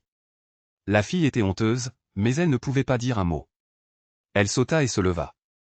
Catherine était prête à toute punition, juste pour rester à ses côtés. Elle le suppliait pratiquement, lui offrant tout usage de ses compétences. Elle était prête à lui donner sa vie, mais il la coupéa. Il dit qu'il n'était pas intéressé à refaire les choses et appela les gardes. Il jetait ses sacs à ses pieds, puis il dit qu'il était là pour la chasser. Catherine ne pouvait pas croire qu'il prendrait une décision aussi dure. Elle commença à argumenter qu'il ne pouvait pas se passer de sa femme de droite en confident. Finalement, elle s'est mise à parler. Isaac ne dit pas un mot, mais il sent son sang bouillir. Elle joue la carte de sympathie, disant que son père lui doit aller à sa mère. Catherine pleure en le accusant de ne pas valoriser leur lien familial.